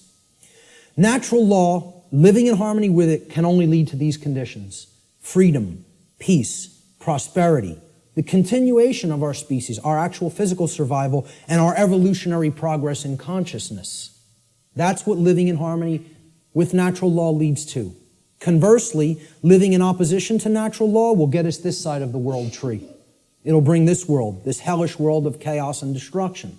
Because living in opposition to natural law can only lead to these states: control, enslavement, war, chaos, evolutionary stagnation, and ultimately the extinction of our species. Which will we choose? That's still up in the air. I can't tell you that. Only each individual can make that decision for themselves, and then that will play out in the aggregate, in the mass consciousness, the numbers. Thomas Jefferson said, "A free people claim their rights as derived from the laws of nature." And this was also embedded in the Declaration of Independence. The laws of nature and of nature's God, and not as the gift of their magistrates. John Locke said, "The natural liberty of man is to be free from any superior power on earth, and not to be under the will or legislative authority of man, but only to have the law of nature for his rule." Former Grand Master of the Order of the Rose Cross, the Rosicrucian tradition, Francis Bacon, said, "Nature, to be commanded, must first be obeyed." If we want the forces of the cosmos on our side, we have to learn and adhere to the principles of natural law. If we do not align our behavior to that, nature will not stand with us. It will continuously stand against us, and it will itself create more strife and suffering in our lives. And we certainly won't command it. We won't command its forces with things like free energy used for any positive purpose. It'll only be used for destructive purposes. The psychologist Alfred Adler said, "There is a law that man should love his neighbor as himself." And he's referring, of course, here to the Golden Rule. "In a few hundred years, it should be as natural to mankind as breathing or the upright gait. But if he does not learn it, he must perish." And you know, folks, I would really hope this is going to take less than a few hundred years. But based on where we're at, I'm not so sure. You know? I think we could do it a lot faster than that if we accept the key that's been shown here today, that, as I said before, has the power to unlock all the locks on all the doors to all the cages. And that's what the knowledge of natural law comprises. Will we make the choice to climb the ladder of consciousness through an act of our own free will, choice, and effort? It's not a simple climb. I mean, it's a difficult climb. It's not overly complicated to learn these concepts, to learn these truths. It involves abandoning many things that we've already been conditioned with that don't serve who we are, okay? But I'm not telling you it's going to be easy, all right? It involves a lot of deep introspective work. But if we do it, we can step out of the prison that we've imposed upon ourselves by balancing the sacred feminine and masculine forces within each one of us. And by recognizing our own inherent sovereignty, and that there is no legitimacy and never has been any legitimacy to slavery and control and the external rulership of human beings as subjects. Okay? That recognition of sovereignty has to go hand in hand with our knowledge of natural law. It's a totally integrated component of it. This was the title slide. This tarot card was on the title slide. When you understand, and I've talked about this in some of my work online, when you understand the deep connection to the tarot tradition and other mystery tradition teachings, specifically its very deep interwoven relationship to the Kabbalistic tradition of the Middle Eastern mystery traditions, all right? You understand that this card right here actually represents the will of creation and what creation itself, what the mind of the universe itself ultimately wants to manifest in physical reality. Not in some other worldly dream world or fantasy realm or spiritual reality that is to come or not come. Right here in the physical domain, which is not separate and distinct from the spiritual domain. They are one and the same. This card is known as the Justice card. Okay? And it's based on the Latin word jus, which means right or law. Okay? That's where we get the English word justice. This card represents balance between the pillars, as you see on the right side of the king, holding the sword of truth in hand, and the scales of truth and justice have been perfectly balanced and are in the other hand. And it represents sovereignty. And it represents alignment with natural law. And most of all, it represents alignment with truth and the manifestation of order.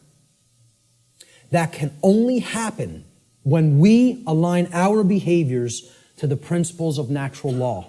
Only then will we see the manifestation that the universe is itself wishing for us and trying to help us create, which is justice and order.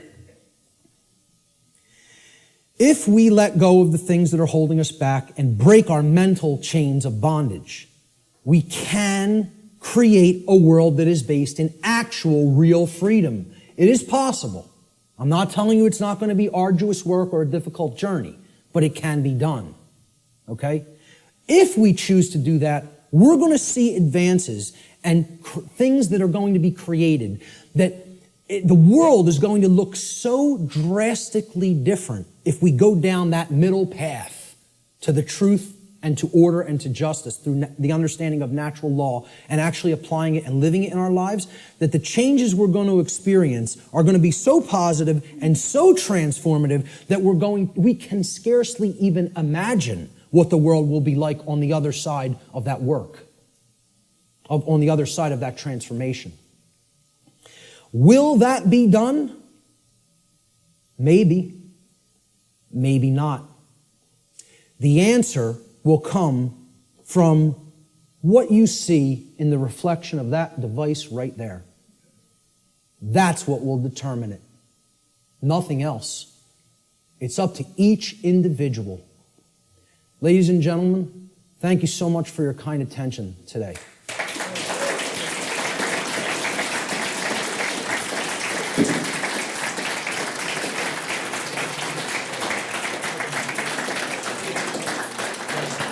Thank you. Thank you. Thank you. I appreciate that. Finally, this right here, Lex Rex, simply means the law is king. The law is king. Lex Rex. That's my final slide. Thanks so much. Let's do some question and answer. How much time do we have, by the way? Did I run way over or did I leave some? Oh my God. Hey, I'm very happy that the venue allowed us to go over by this much. Okay? And that they didn't just come in and say, you got to get out of here. So I really did want to leave time for questions, but I think it would be, I don't know if it would be really just, intrusive and ignorant at this point to just stay even beyond this time. So maybe we should start packing it up. All right? I apologize for going so far over. But I think the information speaks for itself and is worth it, and I hope I was clarified on that. Listen, I'll tell you what. Anybody has specific questions, since there's no time for questions, let me just get this across, okay? Since there's no time for questions, I'll make a personal effort, and I rarely tell people I will respond to email questions. You tell me that specifically that you attended this seminar here today in an email, and if you have a specific question, get to the specific question quickly in your email, and I will make the time over the next few weeks to try to respond to everybody. I'll promise that. How's that? Does that sound okay? All right, great. Thank you. Thank you guys all so much for being here, for staying for the whole thing. Thank you. I'm very impressed with you guys today. That takes a tremendous effort of will and attention. So, thank you guys so much.